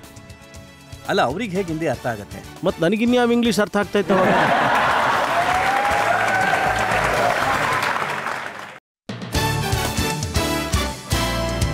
Welcome back. ಆಪ್ಕೆ ಅದಾಲತ್ನಲ್ಲಿ ಇವತ್ತಿನ ನಮ್ಮ ಅತಿಥಿ ಹರ್ಭಜನ್ ಸಿಂಗ್. ಈಗ ಆಪ್ಕೆ ಅದಾಲತ್ನಲ್ಲಿ ಹರ್ಭಜನ್ ಸಿಂಗ್ ಅವರ ಮೇಲೆ ಮುಂದಿನ ಆರೋಪ. ಆಪ್ಕಿ ಅದಾಲತ್ನಲ್ಲಿ ಕ್ರಿಕೆಟ್ ಸ್ಟಾರ್ ಹರ್ಭಜನ್ ಸಿಂಗ್ ಅವರ ಮೇಲಿರುವ ಆರೋಪವೆಂದರೆ ಇವರಿಗೆ ತುಂಬಾ ಬೇಗ ಕೋಪ ಬರುತ್ತದೆ ಎಂಬುದು. ಹರ್ಭಜನ್, ನೋಡಿ, ಒಂದ್ ವೇಳೆ ಏನಾದ್ರೂ ಇತಿಹಾಸ ಬರೆದ್ರೆ ಕ್ರಿಕೆಟಿನ ಬಗ್ಗೆ, ಆಗ ಫೀಲ್ಡ್ ಅಲ್ಲಿ ಹೆಚ್ಚು ಸಿಟ್ಟನ್ನ ತೋರಿಸುವಂತ ವ್ಯಕ್ತಿ ಅಂತಂದ್ರೆ ಅದು ಹರ್ಭಜನ್ ಸಿಂಗ್ ಅಂತಾನೆ ಬರಿಬೇಕಾಗತ್ತೆ. ಇಲ್ಲ ಸರ್, ನನಗಿಂತ ಮುಂಚೆ ಬಹಳ ಜನ ಇದ್ದಾರೆ, ಅವರಿಗೂ ಕೋಪ ಬರುತ್ತೆ. ಮತ್ತು ನೋಡಿ, ನಾನು ಆಡ್ತೀನಲ್ಲ, ಕೆಲವೊಂದೊಮ್ಮೆ ಕಾಂಪಿಟೇಟಿವ್ ಆಗಿ ಆ ಝೋನಲ್ಲಿ ಇರ್ತೀನಿ. ಸೊ ನಾನು ಆ ಝೋನಲ್ಲಿದ್ದಾಗ ನನ್ನ ತಲೆಯಲ್ಲಿ ಒಂದೇ ಒಂದು ವಿಷಯ ಓಡ್ತಾ ಇರುತ್ತೆ, ಅದೇನೆಂದರೆ ನಾನು ಇಂಡಿಯಾಗೆ ಮ್ಯಾಚ್ನ ಹೇಗೆ ಗೆಲ್ಲಿಸ್ಕೊಡ್ಬೋದು. ಸೊ ಅದಕ್ಕೋಸ್ಕರ ನಾನು ಮನಸ್ಸಿಟ್ಟು ಕ್ರಿಕೆಟ್ನ ಆಡ್ತೀನಿ. ಸೊ ಒಮ್ಮೊಮ್ಮೆ ಅದು ಹೇಗಾಗುತ್ತೆ ಅಂತ ಹೇಳಿದ್ರೆ ಕೋಪ ಕೂಡ ಮಾಡ್ಕೊಂಡ್ಬಿಟ್ಟಿರ್ತೀನಿ. ಬಟ್ ಅದು ನೋಡಿ, ನೀವು ಆಡೋದಕ್ಕೆ ಶುರು ಮಾಡಿದಾಗ, ಕ್ರಿಕೆಟ್ ಅನ್ನ ಹೊಸದಾಗಿ ಆಡೋದಕ್ಕೆ ಶುರು ಮಾಡಿದಾಗ, ನೀವು ರಿಕ್ಕಿ ಪಾಂಟಿಂಗ್ ಅವ್ರ ಜೊತೆ ಜಗಳ ಮಾಡ್ತೀರಿ, ಅವರಿಗೆ ಬೈತೀರಿ. ಅದು ಸರ್, ಅವರು ನನಗೆ ಬೈದರು, ಅದರಲ್ಲೇನಿದೆ ಹೇಳೋದಕ್ಕೆ. ಈಗ ಕೆಲವ್ರು ಯಾರಾದ ಬಂದು ನಮಗೆ ಕೆಟ್ಟದಾಗ ಬೈತು ಅಂತ ಹೇಳಿದ್ರೆ ಅವ್ರಿಗೆ ಥ್ಯಾಂಕ್ ಯು ಹೇಳೋಕ್ಕಾಗುತ್ತೆ, ಅವ್ರಿಗೂ ನಾವು ಬೈಲೇಬೇಕಾಗುತ್ತಲ್ವಾ. ಅದು ಎಸ್ಪೆಷಲಿ ಹೊರಗಡೆಯಿಂದ ಬಂದ ಆಟಗಾರರು. ಇವಾಗ ನಮ್ಮವ್ರು ಯಾರಾದರೂ ಬಂದು ನನಗೇನಾದರೂ ಅಂದ್ಬಿಟ್ರೆ ಹೋಗ್ಲಿ ಬಿಡು ಬೈ, ಏನು ತೊಂದರೆ ಇಲ್ಲ ಅಂದ್ಬಿಡ್ತೀವಿ. ಅಲ್ಲ, ಆಸ್ಟ್ರೇಲಿಯಾದವ್ರನ್ನ ನೋಡಿದ್ರೆ ನಿಮಗೆ ಸ್ವಲ್ಪ ಜಾಸ್ತಿ ಸಿಟ್ಟು ಬರುತ್ತಾ? ಲೇಮನ್ಗೂ ಕೂಡ ನೀವು ಬೈದಿದ್ರಿ, ಅವ್ರಿಗೂ ಏನು ಹೇಳಿ? ಆಸ್ಟ್ರೇಲಿಯನ್ಸ್ಗೆ ಯಾವಾಗಲೂ ಅನ್ನಿಸ್ತಾ ಇತ್ತು ಅವ್ರು ಎಲ್ರಿಗಿಂತ ಸುಪೀರಿಯರ್ ಅಂತ. ಅವರು ನಾವ್ಯಾರು ಸೋಲ್ಸೋದಕ್ಕೆ ಆಗಲ್ಲ. ಮತ್ತು ಅವರ ರನ್ನಿಂಗ್ ಬೋರ್ಡ್ಸ್ ಎಲ್ಲನೂ ತುಂಬ ಡಾಮಿನೇಟಿಂಗ್ ಆಗಿರ್ತಿತ್ತು. ಸೊ ಆದರೆ ನಾವು ಆ ಜನ್ರೇಷನಿಂದ ಆಚೆ ಬಂದವರು, ನಮ್ಗೆ ಯಾವತ್ತೂ ಕಲಿಸ್ಕೊಟ್ಟಿಲ್ಲ. ಆಮೇಲೆ ನಾನು ಪಂಜಾಬಲ್ಲಿ ಮೊದಲೇ ಹೇಳ್ಕೊಟ್ಟಂಗೆ ನಮಗೆ ಹೇಗಿರುತ್ತೆ ಅಂದರೆ ನಾವು ಮನಸ್ಸಲ್ಲಿ ಏನಿರುತ್ತೆ ಅಂದರೆ ಮನಸ್ಸಲ್ಲಿ ಏನು ಬರುತ್ತೆ ಅದನ್ನು ನೇರವಾಗಿ ಹೇಳೋಂಥ ವ್ಯಕ್ತಿತ್ವ ನಮ್ಮದು. ಸೊ ಕೆಲವೊಂದನ್ನು ಕೇಳೋದು ಇಲ್ಲ, ನಾವು ಕೇಳಿಸ್ಕೊಳ್ಳೋದು ಇಲ್ಲ. ಸೊ ಎದುರುಗಡೆ ಯಾರಾದರೂ ಬಂದು ನಮ್ಗೆ ಆ ರೀತಿ ಅಂದರೆ ಮಾತ್ರ ನಾವು ನೇರವಾಗಿ ಹೇಳ್ತೀವಿ. ನಾನು ಅದನ್ನೇ ಮಾಡಿದೆ ಸರ್. ಆಗ ಲೆಮನ್ಗೆ ನೀವೇನು ಮಾಡಿದ್ರಿ? ಆಗ ನೀವು ಬಹುಶಃ ಬ್ಯಾಟಿಂಗ್ ಮಾಡ್ತಾ ಇದ್ದೆ. ಅವ್ನು ಸುಮ್ಮನೆ ಏನೋ ಒಂದು ಹೇಳ್ತಾನೆ ಇದ್ರು, ನಾನು ಕೂತ್ಕೊಂಡಿದ್ರೆ ನಾನು ಏನೋ ಒಂದು ಕಮೆಂಟ್ ಮಾಡ್ತಾಯಿದ್ರು. ಸೊ ನಾನು ಏನೋ ಒಂದು ಹೇಳಬೇಕಲ್ಲ ಅಂತ ಹೇಳಿದೆ. ಅವಾಗ ನೋಡಬೇಕಿತ್ತು ನೀವು ಹೊಟ್ಟೆ ಎಷ್ಟು ದೊಡ್ಡದಾಗಿತ್ತು ಅಂತಂದರೆ ಅದು ಕೈ ಕಾಲೆಲ್ಲ ನಾಡ್ತಾ ಇತ್ತು. ಅವಾಗ ಶಕ್ತಿ ಕೊಪ್ಪರು ಇದ್ರಲ್ಲ ಹಾಗೆ ಇದ್ರು ನೋಡೋಕ್ಕೆ. ಆವಾಗ ನಾನು ಸುಮ್ಮನೆ ಇದ್ದರೂ ನನಗೇನೋ ಒಂದು ಅಂತ ಇದ್ದ ಅವನು. ಆವಾಗ ಅರ್ಧ ಆಗ್ತಾಯಿತ್ತು ಇಂಗ್ಲೀಷಲ್ಲಿ ಬೈಯೋದು, ನನಗಿನ್ನು ಅರ್ಧ ಅರ್ಥನೇ ಆಗ್ತಿರ್ಲಿಲ್ಲ. ಆಮೇಲೆ ಎಷ್ಟೇ ಟ್ರೈ ಮಾಡಿದ್ರು ಅವ್ರು ಸುಮ್ಮನೆ ಆಗ್ತಿರ್ಲಿಲ್ಲ. ನಾನು ಎಷ್ಟೇ ಇದು ಮಾಡಿದ್ರು ಏನೂ ಗೊತ್ತಾಗ್ತಿಲ್ಲ. ನನಗೆ ಬೇರೆ ಮೊದಲೇ ಅರ್ಥನೂ ಆಗ್ತಿರ್ಲಿಲ್ಲ ಇಂಗ್ಲೀಷಲ್ಲಿ. ಒಂದು ಹೇಳಬೇಕಲ್ಲ. ಸೊ ಹಂಗಾಗಿ ಕೇಳಿದೆ, ಆರ್ ಯು ಪ್ರೆಗ್ನೆಂಟ್ ಅಂತ ಕೇಳಬೇಕು.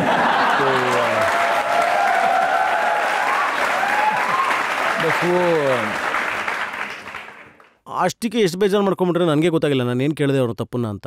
ಅವ್ರು ಹೋಗಿ ಅದನ್ನು ಶೇನ್ ವಾನಿಗೆ ಹೇಳಿದ್ರು. ಶೇನ್ ವಾನ್ ನೋಡಿದ್ರೆ ನಗ್ತಾನೇ ಇದ್ದಾರೆ.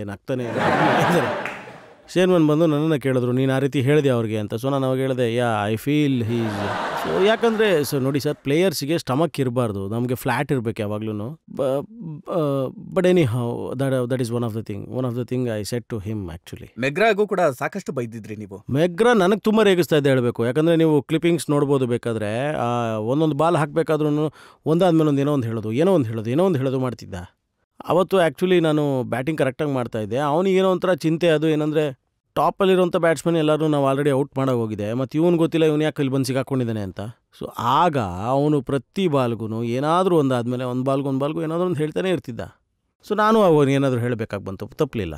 ಆಗ ಅವನು ಒಂದು ಫ್ರೇಸ್ ಹೇಳ್ದ ಅಂತ ಹೇಳಿದ್ರೆ ನಾನು ಅದಕ್ಕೆ 3 ಹೇಳ್ತಾ ಇದ್ದೆ. ಸೊ ಅವ್ನು 2 ಹೇಳಿದ್ರೆ ನಾನು 5 ಹೇಳ್ತಾ ಇದ್ದೆ ಅವಾಗ. ಸೊ ಒಂದು ಸ್ಟೇಜ್ ಬಂತು, ನಾನು ಅವಾಗ ಬಿಟ್ಬಿಡಪ್ಪ, ಇವನಿಗೆ ಎಷ್ಟು ಹೇಳಿದ್ರೂ ಅರ್ಥನೇ ಮಾಡ್ಕೋತಾ ಇಲ್ಲ, ಮತ್ತೆ ಹೇಳ್ತಾನೆ, ಮತ್ತೆ ಹೇಳ್ತೀಯಾನೆ ಅಂತ. ಆಮೇಲೆ ಒಂದು ಟೈಮ್ ಬಂತು, ಆವಾಗ ಆಸ್ಟ್ರೇಲಿಯನ್ ಹೇಳ್ತಾನೆ, ಅವರು ನನ್ನನ್ನು ರೇಗಿಸೋದನ್ನು ನಿಲ್ಲಿಸ್ಬಿಟ್ರು ಅವಾಗ. ಸೊ ಅವ್ರು ಯಾವಾಗ ನನ್ನನ್ನು ಸ್ಲೆಚ್ ಮಾಡ್ತಾಯಿದ್ರು, ನಾನು ಅವ್ರ ಬ್ಯಾಟ್ಸ್ಮನ್ ಎಲ್ಲರೂ ರೇಗಿಸ್ತಾ ಇದ್ದೆ ಅದೇ ಥರನೇ. ಆಮೇಲೆ ಅದೇ ಟೈಮ್ಗೆ ನಾನು 5 ವಿಕೆಟ್ ತೆಗಿತಾ ಇದ್ದೆ, 7 ವಿಕೆಟ್ ತೆಗಿತಾ ಇದ್ದೆ. ಕೊನೆಗೆ ಅವ್ರು ಒಂದು ಟೈಮ್ ಬಂತು, ಅವರೆಲ್ಲ ನನ್ನ ನೋಡಿ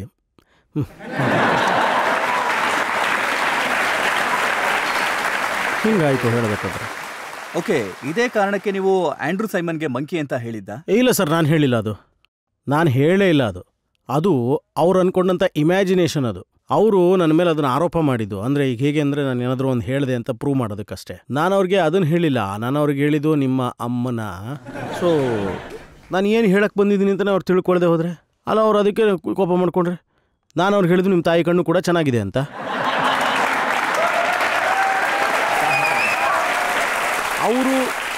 ಅವರು ನನ್ನ ಮುಂದಿನ ಮಾತೆ ಕೇಳಿಸ್ಕೊಳ್ಲಿಲ್ಲ. ನಿಮ್ಮ ಅಮ್ಮಂದು ಅಂತ ಹೇಳಿದ ತಕ್ಷಣವೇ ಕೈನ ರೋಟಿ ತಿನ್ನೋದಕ್ಕೆ ನಂಗೆ ತುಂಬ ಇಷ್ಟ ಆಗುತ್ತೆ ಅಂತ ಅವ್ರು ಮುಂದಿನ ಮಾತೆ ಕೇಳಿಸ್ಕೊಳ್ಳಿಲ್ಲ ಸರ್. ಅಲ್ಲ, ಅವ್ರಿಗೆ ಹೇಗೆ ಹಿಂದಿ ಅರ್ಥ ಆಗುತ್ತೆ? ಮತ್ತು ನನಗಿನ್ಯಾವ ಇಂಗ್ಲೀಷ್ ಅರ್ಥ ಆಗ್ತಾ ಇತ್ತು ಅವಾಗ.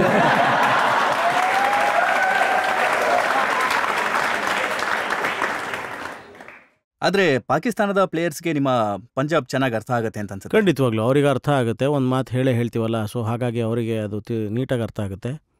ಸೊ ಹತ್ತಿರದಲ್ಲಿ ಈ ಕಡೆ ಪಂಜಾಬ್ ಅವರಿದ್ದೀವಿ, ಆ ಕಡೆನೂ ಪಂಜಾಬ್ ಅವರಿದ್ದಾರೆ. ಪೂರ್ತಿ ಹಿಂದೂಸ್ತಾನ ಎಲ್ಲರೂ ನಮ್ಮವ್ರು ಸಿಗ್ತಾರಲ್ವ ನಮಗೆ. ಅವ್ರಿಗೂ ಕೂಡ ನೀವು ಚೆನ್ನಾಗಿ ಬೈದಿದ್ರಿ ಅನ್ಸುತ್ತೆ. ಇಲ್ಲ, ಖಂಡಿತವಾಗ್ಲೂ ನಾನು ಅವ್ರಿಗೇನು ಹೇಳಕ್ಕೆ ಹೋಗ್ತಿಲ್ಲ. ಒಂದು ವೇಳೆ ಕ್ರಿಕೆಟ್ ಆಡಬೇಕಾದ್ರೆ ಏನಾದರೂ ಅವ್ರು ನನಗೆ ಬೈತಾ ಇದ್ರು ಅಂದರೆ ನಾನು ಸುಮ್ಮನೆ ಇರ್ತಿಲ್ಲ, ಖಂಡಿತವಾಗ್ಲೂ ಬೈತಾ ಇದ್ದೆ. ಶೋಯಬ್ ಅಖ್ತರ್ ಕತೆ ನಾನು ಕೇಳಿದ್ದೆ, ಅವ್ರಿಗೆ ಚೆನ್ನಾಗಿ ಅವ್ರು ನನಗೆ ಸಿಕ್ಕಾಪಟ್ಟೆ ಬೈತಾ ಇದ್ರು ಅವಾಗ, ನಾನು ಸುಮ್ಮನೆ ಬಿಡ್ತಿರ್ಲಿಲ್ಲ. ಶೋಯಬ್ ಅಖ್ತರ್ ಎಂಥ ವ್ಯಕ್ತಿ ಅಂತ ಹೇಳಿದ್ರೆ, ನಮ್ಮ ಜೊತೆ ಚೆನ್ನಾಗಿರ್ತಿದ್ದ, ನಮ್ಮ ಜೊತೆ ಕೂತ್ಕೊಂಡು ತಿಂತಾ ಇದ್ದ, ಓಡಾಡ್ತಿದ್ದ, ಪ್ರಾಕ್ಟೀಸ್ ಮಾಡ್ತಿದ್ದ, ಆಟ ಆಡ್ತಾ ಇದ್ದ.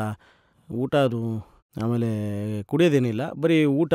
ಸೊ ಊಟ ಎಲ್ಲ ನಮ್ಮ ಜೊತೆ ಮಾಡ್ತಾಯಿದ್ರು, ಚೆನ್ನಾಗಿದ್ರು ಮಾತಾಡಿಕೊಂಡು. ಸೊ ನಾವು ಒಂದು ಲೆಕ್ಕಕ್ಕೆ ತುಂಬಾ ಕ್ಲೋಸ್ ಆಗೋದ್ವಿ. ಸೊ ಅವರು ಗ್ರಾಂಟೆಡ್ ಆಗಿ ತೊಗೊಂಡು ಅವಾಗ ಬಜ್ಜಿ ಅಂತ ಹೇಳಿ ರಪ್ ಅಂತ ಹೊಡಿಲೂಬಹುದು ನನಗೆ. ಇದು ಗೇಮು. ಅಂದರೆ ನೀವು ಚೆನ್ನಾಗಿ ಬೈದ್ರಿ, ಆಮೇಲೆ 6 ಕೂಡ ಇಲ್ಲ. ಫಸ್ಟ್ ನಾನು ಅವ್ರಿಗೆ ಹೊಡೆದೆ, ಅವ್ರಿಗೆ ಸಕ್ಕ ಶಾಕ್ ಆಗೋಯ್ತು, ಇವನು ಹೇಗೆ ನನಗೆ ಹೊಡೆಯೋದಕ್ಕೆ ಸಾಧ್ಯ ಅಂತ. ಸೊ ಅದಾದಮೇಲೆ ಅವರು 1-2 ಬೌನ್ಸರ್ಸ್ ಹಾಕಿದ್ರು, ಅದು ಕನೆಕ್ಟ್ ಆಗೋಯ್ತು. ಸೊ ಆಮೇಲೆ ಅವ್ರು ಇದ್ದಕ್ಕಿದ್ದಂಗೆ ಏನೇನೋ ಹೇಳೋಕ್ಕೆ ಶುರು ಮಾಡಿಬಿಟ್ರು. ಸೊ ನಾನು ಅವಾಗ ಅವ್ರಿಗೆ ಉತ್ತರ ಕೊಟ್ಟೆ ಅದಕ್ಕೆ. ಹೇಗೆ ಅವರು ನನಗೆ ಬೈಯೋದಕ್ಕೆ ಶುರು ಮಾಡಿದ್ರು, ನಾನು ಅವಾಗ ಅವ್ರಿಗೆ ಹಾಗೆ ಬೈಯಲೇಬೇಕಲ್ಲ ಅವಾಗ. ಬಟ್ ಗೇಮ್ ಆದಮೇಲೆ ನಾವು ಮತ್ತೆ ಪೆವಿಲಿಯನಲ್ಲಿ ಅಕ್ಕಪಕ್ಕನೇ ಕೂತ್ಕೊಂಡು ಮಾತಾಡ್ತಾ ಇದ್ವಿ. ಡ್ರಾಮಾ ಪಬ್ಲಿಕಲ್ಲಿ ಹೇಳೋಕ್ಕಾಗೋದಿಲ್ಲ ಅಂತೀರಾ? ಇಲ್ಲ, ಅದು ಯಾವ ಥರ ಆಯಿತು ಅಂದರೆ, ಈ ವಿಷಯ ಹೇಗೆ ಹೇಳಬೇಕು ಅಂದರೆ, ಪಬ್ಲಿಕಲಿ ಆ ರೀತಿ ನಾವು ಮಾಡಲೂಬಾರ್ದಾಗಿತ್ತು ಅಲ್ಲಿದ್ದರೂ ಕೂಡ. ಬಟ್ ಇವತ್ತು ನಾನು ನಿಮ್ಗೆ ಹೇಳ್ತಾ ಇದ್ದೀನಿ, ಅದಕ್ಕೆ ನನಗೆ ನಿಜವಾಗ್ಲೂ ನಾಚಿಕೆ ಆಗುತ್ತೆ. ಯಾಕಂದರೆ ನಾವು ಅವತ್ತು ಅಲ್ಲಿ ಆ ರೀತಿ ಜಗಳ ಮಾಡಿಕೊಂಡು ಕ್ರಿಕೆಟ್ ಆಡಿರೋಂಥದ್ದು, ಅದು ಪಬ್ಲಿಕಲಿ ನಾವು. ಆದರೆ ನಾನು ಕೇಳ್ಪಟ್ಟೆ ಅವರು ಏನೋ ಮಾತುಕತೆ ಆಗಿತ್ತಂತೆ, ರೂಮ್ನಲ್ಲಿ ನುಗ್ಗಿ ಹೊಡಿತೀನಿ ಅಂತ ಏನೋ ಅಂದಿದ್ರಂತೆ. ಹೌದು, ಅವ್ರು ಅದನ್ನು ಹೇಳಿದ್ರು, ಬಾ ರೂಮಲ್ಲಿ ಹಾಕ್ಕೊಂಡು ನಿನಗೆ ಸರಿಯಾಗಿ ಹೊಡೆದ್ಬಿಡ್ತೀನಿ ಅಂತ. ಸರಿ, ನಾನು ಅದಕ್ಕೆ ಹೇಳಿದೆ, ಬಾ ಯಾರು ಹೊಡಿತಾರೆ ನೋಡೋಣ ಗೊತ್ತಾಗುತ್ತೆ ಅಂತ. ಯಾಕಂದರೆ ನಾನು ತುಂಬ ಹೆದರ್ಕೊಂಡ್ಬಿಟ್ಟಿದ್ದೆ, ಯಾಕಂದರೆ ಅವರು ಸಿಕ್ಕಾಪಟ್ಟೆ ಬಲಿಷ್ಠವಾಗಿದ್ದರು. ಅವಾಗ ನಾನು ಏನು ಮಾಡೋದು ಅಂತ. ಆಗ ಅವರು ಒಂದು ಸರಿ ಅವರು ರೂಮಲ್ಲಿ ಹಾಕ್ಕೊಂಡು ನನಗೆ ಮತ್ತು ಯುವಿಗೆ ಪಟ ಅಂತ ಸರಿಯಾಗಿ ಹೊಡೆದಿದ್ರು ಹೇಳಬೇಕು ಅಂದರೆ. ಯಾಕಂದರೆ ಅವ್ರ ಬಾಡಿ ಹಂಗಿತ್ತು, ನಾವು ಎಲ್ಲಿ ಹಿಡಿಯೋಕ್ಕಾಗುತ್ತೆ, ಮೂರು ಜನ ಹಿಡಿದ್ರು ಅವ್ರನ್ನ ಹಿಡಿಯೋಕ್ಕಾಗ್ತಿರ್ಲಿಲ್ಲ. ಆವಾಗ ಒಂದು ಸರಿ ಅವ್ರು ಸೀದಾ ಯುವಿನ ಎತ್ತಿ ಹಿಂಗೆ ಬಿಸಾಕ್ಬಿಟ್ರು. ಯುವಿ ನೋಡಿದ್ರೆ ನನ್ನಲ್ಲಿ ಇನ್ನೊಂದು ರೌಂಡ್ ಇದ್ದಾನಷ್ಟೇ. ಯುವಿನೇ ಎತ್ತಿ ಬಿಸಾಕೋದ್ರ ಮೇಲೆ ನಾನು ರೂಮಲ್ಲಿ ಒಂದು ಮೂಲೆಗೆ ಹೋಗ್ಬಿಟ್ಟು ಇಲ್ಲ ಬೇಡ ಬೇಡ ಬೇಡ ಬೇಡ ಬೇಡ ಬೇಡ ಆದರೂ ಕೂಡ ಪರವಾಗಿಲ್ಲ, ನಮ್ಮ ಸ್ನೇಹಿತನೇ, ಆದರೆ ಗ್ರೌಂಡಲ್ಲಿ ನಮ್ಮ ಕಂಟ್ರಿಗೋಸ್ಕರ ನಾವು ಆಡ್ತಾ ಇರ್ತೀವಿ, ಪರವಾಗಿಲ್ಲ ನಡೆಯುತ್ತೆ ಅಂತ ಸುಮ್ಮನೆ. ಆದರೆ ನೀವು ಕೂಡ ಛೇಡ್ಸೋದ್ರಲ್ಲಿ ಏನು ಕಮ್ಮಿ ಇಲ್ವಲ್ಲ.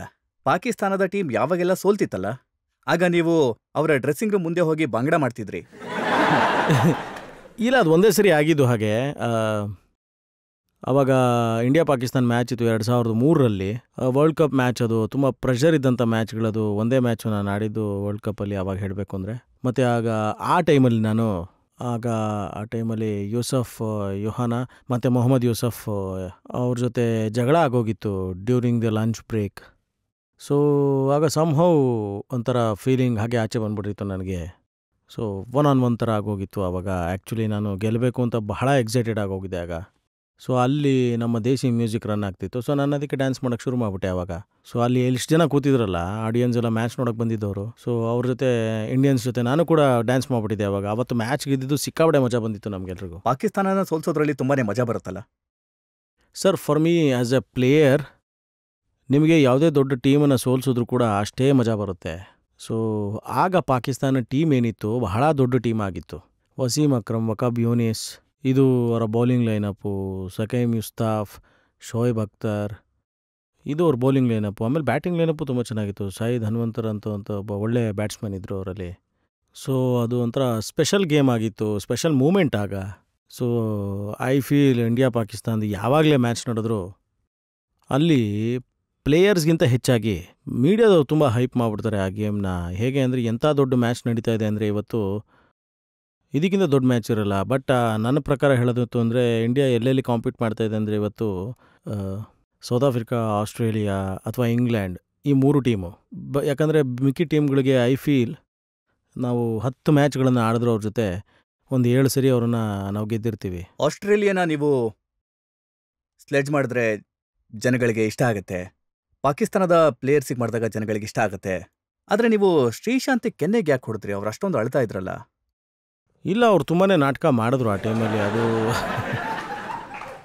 ಅದು ನನ್ನ ತಪ್ಪೇನೆ ಆ್ಯಕ್ಚುಲಿ. ಬಟ್ ನಾನು ಪ್ರತಿ ಇಂಟರ್ವ್ಯೂಲು ಹೇಳಿದ್ದೀನಿ, ಪ್ರತಿ ಕಡೆ ಹೋದಾಗಲೂ ಹೇಳಿದ್ದೀನಿ, ಆ ರೀತಿ ನಾನು ಮಾಡಬಾರ್ದಾಗಿತ್ತು. ಅದು ನಾನು ಕೋಪದಿಂದ ತುಂಬ ಪಾಠ ಕಲ್ತಿದ್ದೀನಿ ಅಂತ ಹೇಳಿ ನನ್ನ ತಪ್ಪೇ ಅದು, ನಾನು ಮಾಡಬಾರ್ದಾಗಿತ್ತು. ಶ್ರೀಶಾಂತ್ ಎಪಿಸೋಡಲ್ಲಿ ನಾನು ಹೇಳಬೇಕು ಅಂತ ಹೇಳಿದ್ರೆ ಅದು ಖಂಡಿತವಾಗ್ಲೂ ತಪ್ಪು, ನಾನು ಅದಕ್ಕೆ ಕ್ಷಮೆ ಕೇಳ್ತೀನಿ. ಬಟ್ ಅವ್ನು ಅಳೋದಕ್ಕೆ ಶುರು ಮಾಡಿಬಿಟ್ಟೆ, ಯಾಕಂದರೆ ನಾನು ಅಷ್ಟು ಜೋರಾಗಿ ಹೊಡೆದೆ ಅಂತ ಹೇಳಿ.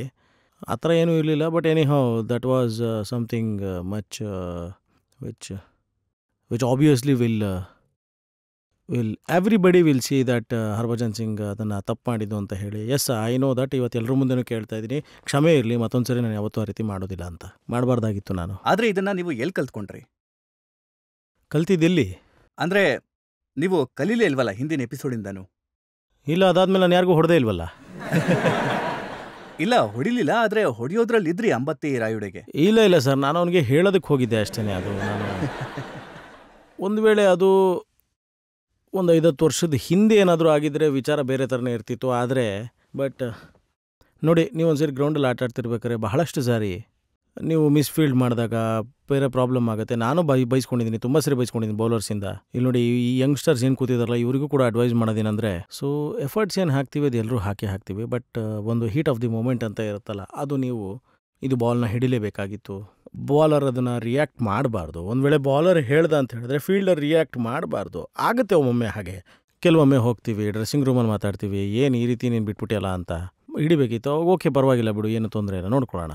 ಸೊ ಪ್ರಯತ್ನ ಮಾಡಿ, ಆದರೆ ಆ ಟೈಮಲ್ಲಿ ರಿಯಾಕ್ಟ್ ಮಾಡಿಬಿಡಿ. ಒಂದು ವೇಳೆ ಬೌಲರ್ ಏನಾದರೂ ಹೇಳಿದ್ರೆ ಸುಮ್ಮನೆ ಇರಿ, ಅಥವಾ ಫೀಲ್ಡರ್ ಏನಾದರೂ ಹೇಳಿದ್ರೆ ಬೌಲರ್ ಸುಮ್ಮನೆ. ಆದರೆ ನೋಡಿ, ನಿಮ್ಮ ಆಂಗ್ರಿ ಯಂಗ್ಮನ್ನ ಬಿರುದೇನಿದೆಯಲ್ಲ, ಅದನ್ನೀಗ ವಿರಾಟ್ ಕೊಹ್ಲಿ ತೊಗೊಂಡ್ಬಿಟ್ಟಿದ್ದಾರೆ.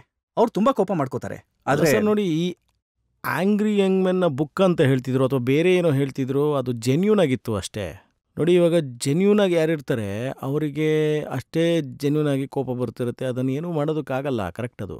ಸೊ ಅವರಿಗೆ ಬರೀ ಗೆಲುವು ಒಂದೇ ಬೇಕಾಗಿರುತ್ತೆ. ಗೆಲುವಿಗೋಸ್ಕರ ಅವರು ಮನಸ್ಸಿಟ್ಟು ಪ್ರಾಣ ಇಟ್ಟು ಆಟ ಆಡ್ತಾರೆ. So it's good to see Virat Kohli the way he is conducting himself. It's very good to see. Brilliant. This is the way for Indian cricketers. ಅದು ಒಳ್ಳೆಯ ಬಾಡಿ ಲ್ಯಾಂಗ್ವೇಜ್ನ ತೊಗೊಂಡೋಗ್ಬೇಕು. ಫೈಟ್ ಇಟ್ ಫಾರ್ ಇಂಡಿಯಾ ಅನ್ನೋ ಥರ. So end of the day results ತೆಗಿಬೇಕು ಇಂಡಿಯಾಗೋಸ್ಕರ ಅಷ್ಟೇನೆ.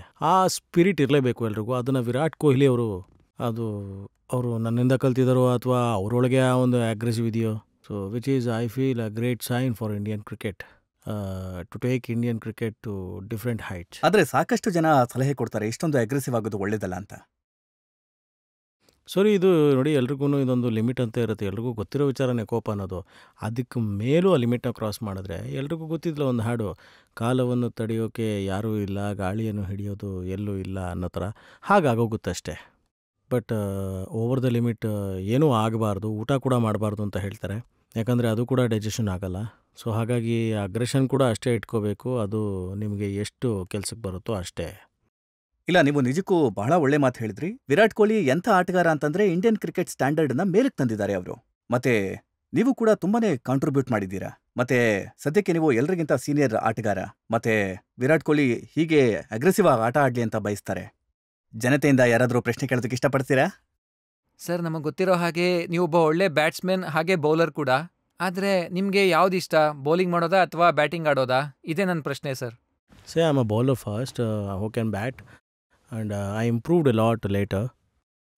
And at the same time, I have a complaint on myself that why do I didn't bat very well at that time. Though I had the talent to come out very well a good batsman, why didn't I do? Yes. And yes, I'm a bowler who would love to bowl. And yes, when I'm out there with the bat, I don't want to give it up. So I want to fight and I score as much as possible for my team. ನೀವು ಮೊದಲನೇ ಸಲ Indian ಟೀಮ್ಗೆ select ಆದಾಗ ನಿಮ್ಮ parents reaction ಹೇಗಿತ್ತು ಅವಾಗ? My parents actually they were happy and they were proud, and then they didn't believe ಇದು ಈ ರೀತಿ ಸೆಲೆಕ್ಟ್ ಆಗಿದ್ದೀನಿ ಅಂತ. ಆಮೇಲೆ ನನಗೆ ನಂಬಕ್ಕಾಗ್ತಿರ್ಲಿಲ್ಲ ನಾನು ಸೆಲೆಕ್ಟ್ ಆಗಿದ್ದೀನಿ ಅನ್ನೋದು. ಸೊ ಆಗ ನಮ್ಮ ತಂದೆಗೆ ಫೋನ್ ಬಂದಿತ್ತು. ನನ್ನ ಫ್ರೆಂಡು ಹರ್ವಿಂದರ್ ಸಿಂಗ್ ಟೀಮ್ನಲ್ಲಿದ್ದರು ಆಗ. ಸೊ ಆ ಟೈಮಲ್ಲಿ ನಮ್ಮ ಹತ್ರ ಫೋನ್ ಇರಲಿಲ್ಲ. ಅಂದರೆ ನಮ್ಮ ಪಕ್ಕದವ್ರ ಮನೆಗೆ ಹೋಗಿ ಫೋನ್ ನಂಬರ್ನ ತೊಗೊಂಡು ಮಾತಾಡಬೇಕಿತ್ತು. ಆವಾಗ ಹೇಳಿದ್ರು ಈ ರೀತಿ ಹರ್ಭಜನ್ದು ಸೆಲೆಕ್ಷನ್ ಏನಿತ್ತಲ್ಲ ಅದು ಆಗೋಗಿದೆ ನೆಕ್ಸ್ಟ್ ಟೆಸ್ಟ್ ಮ್ಯಾಚ್ಗೋಸ್ಕರ ಅಂತ. ಆಗ ನಮ್ಮ ತಂದೆಗೆ ಸ್ವಲ್ಪ ನಂಬಿಕೆ ಬರಲಿಲ್ಲ, ಏನಾದರೂ ಗೋಲ್ಮಾಲ್ ಆಗಿರ್ಬೋದು ಅಂತ. ಆಮೇಲೆ ಬಂದು ನಮ್ಮ ತಂದೆ ನನಗೆ ಹೇಳಿದಾಗ ನಾನು ಕೂಡ ನಂಬಲಿಲ್ಲ ಅದನ್ನು. ಅವ್ರೇನೋ ಸುಮ್ಮನೆ ನಮ್ಮ ಕಾಲು ಎಳಿತಿರ್ಬೋದು ಅಂತ. ಯಾಕಂದರೆ ಹರ್ವಿಂದರ್ ಸಿಂಗ್ ಹೇಗೆ ಅಂತ ಹೇಳಿದ್ರೆ ಅವ್ರು ಇದೇ ರೀತಿ ತುಂಬ ತಮಾಷೆ ಮಾಡ್ತಾಯಿದ್ರು. ಸೊ ಆಮೇಲೆ ನಾವು ವೆಯ್ಟ್ ಮಾಡಿ ಮಾಡಿ ಮಾಡಿ ಸಂಜೆ ನ್ಯೂಸಲ್ಲಿ ನಾವು ನೋಡಿದಾಗ, ಸೊ ಆಗ ನಾವು ಸಂಜೆ ನ್ಯೂಸ್ ನೋಡಿದ್ವಿ. ಆಮೇಲೆ ನಮಗೆ ನಂಬಿಕೆ ಬಂತು. ಆ್ಯಕ್ಚುಲಿ ಅವತ್ತು ನ್ಯೂಸ್ ನೋಡಿದಾಗ ನೀವು ನೋಡಬೇಕಿತ್ತು, ನಮ್ಮ ಪೂರ್ತಿ ಬೀದಿ ಏನಿತ್ತಲ್ಲ ಎಲ್ಲ ನಮ್ಮ ಮನೇಲೇ ಕೂತಿದ್ರು ಅವತ್ತು. ತುಂಬ ಒಳ್ಳೆಯ ಮೂಮೆಂಟ್ ಅದು ಆ್ಯಕ್ಚುಲಿ. ಬಹುಶಃ ಅಂಥ ಮೂಮೆಂಟ್ನ ನಾವು ಸೊ ಹೇಗೆ ಅಂದರೆ ಲೈಫಲ್ಲಿ ಪ್ರತಿ ನಿಮಿಷನೂ ನೆನಪಲ್ಲಿ ಇಟ್ಕೋಬೇಕಾದಂಥ ಮೂಮೆಂಟ್ ಅದು. ತುಂಬ ಖುಷಿ ಪಡ್ತೀನಿ. ನಿಮ್ಮ ಪ್ರಯಾಣ ನಿಜಕ್ಕೂ ಸುದೀರ್ಘವಾದದ್ದು. ಈಗ ಮತ್ತೊಂದು ಬ್ರೇಕ್ ತಗೊಳ್ಳೋಣ. ಬ್ರೇಕ್ ನಂತರ ಆಪ್ಕೆ ಅದರತ್ತಲ್ಲಿ ಹರ್ಭಜನ್ ಸಿಂಗ್ ಅವರ ಮೇಲೆ ಆರೋಪ ಮತ್ತು ಪ್ರಶ್ನೆಗಳ ಮತ್ತೊಂದು ಸುತ್ತು. ಅಣ್ಣ, ನಿನ್ನ ಇಂಡಿಯನ್ ಟೂರ್ ಹೇಗೆ ನಡೀತಾ ಇದೆ? ಟ್ರೈನಲ್ಲಿ ಹೋಟೆಲ್, ಲಂಚ್, ಡಿನ್ನರ್, ಮಸ್ತ್ ಲೈಫ್ ಅಣ್ಣ. ಜೀವನದಲ್ಲಿ ತುಂಬ ದೊಡ್ಡ ದೊಡ್ಡ ವಿಚಾರಗಳಿವೆ. ನಾವೆಲ್ಲಿ ಚಿಕ್ಕ ಚಿಕ್ಕ ವಿಚಾರಗಳಲ್ಲಿ ಸಿಕ್ಕಾಕೊಂಡು ಸರ್.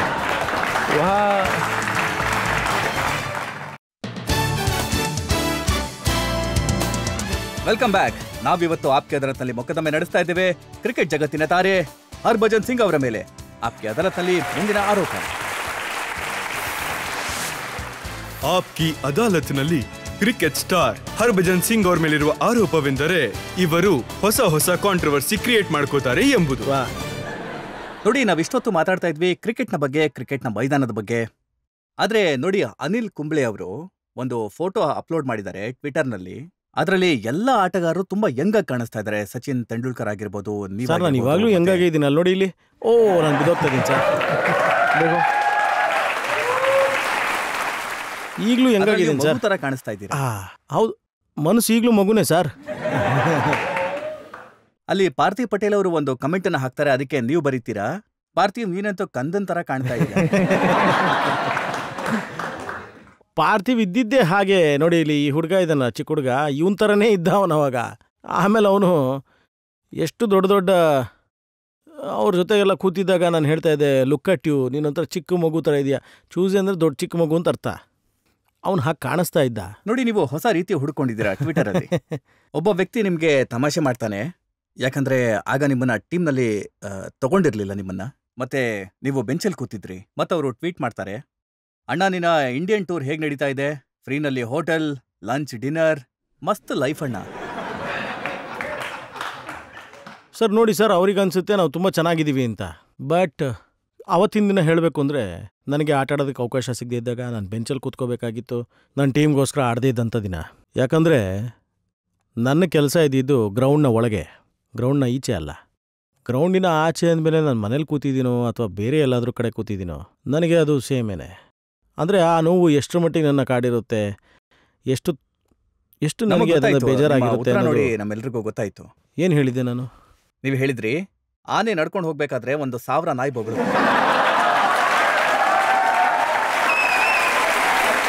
ಮತ್ತೆ ನೋಡಿ, ಆನೆ ನಡ್ಕೊಂಡು ಹೋಗ್ಬೇಕಾದ್ರೆ 1,000 ನಾಯಿಗಳು ಬೊಗಳುತ್ತವೆ, ಮತ್ತೆ ನೀನ್ ಅದರಲ್ಲಿ ಒಬ್ಬ ಅಂತ.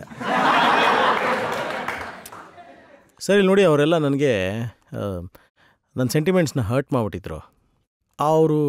ಅವ್ರಿಗೆಲ್ಲ ಗೊತ್ತಿಲ್ಲ ನಾನು ಎಷ್ಟು ಪ್ರಯತ್ನ ಮಾಡ್ತೀನಿ, ನಾನೇನೋ 5 ಸ್ಟಾರಲ್ಲಿ ಕೂತ್ಕೊಂಡು ತುಂಬ ಎಂಜಾಯ್ ಮಾಡ್ತಿದ್ದೀನಿ ಅಂದ್ಕೊಂಡಿರ್ತಾರೆ.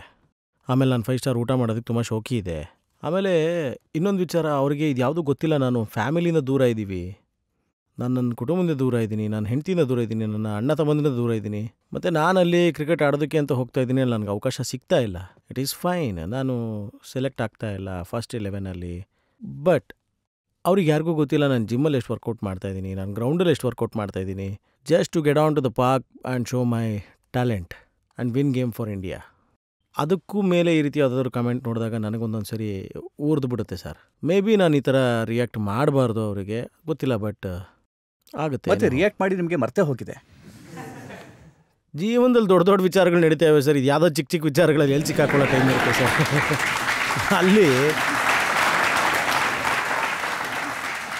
ಅಲ್ಲಿ ಇಂಗ್ಲೆಂಡಲ್ಲಿ ಡೆಲಿವರಿ ಆಗುತ್ತೀನೇನು, ನಾನು ಇದು ಯಾವುದೋ ಚಿಕ್ಕ ವಿಚಾರನ ನಂಬ್ಕೊಂಡು ನೋಡಿಕೊಂಡು.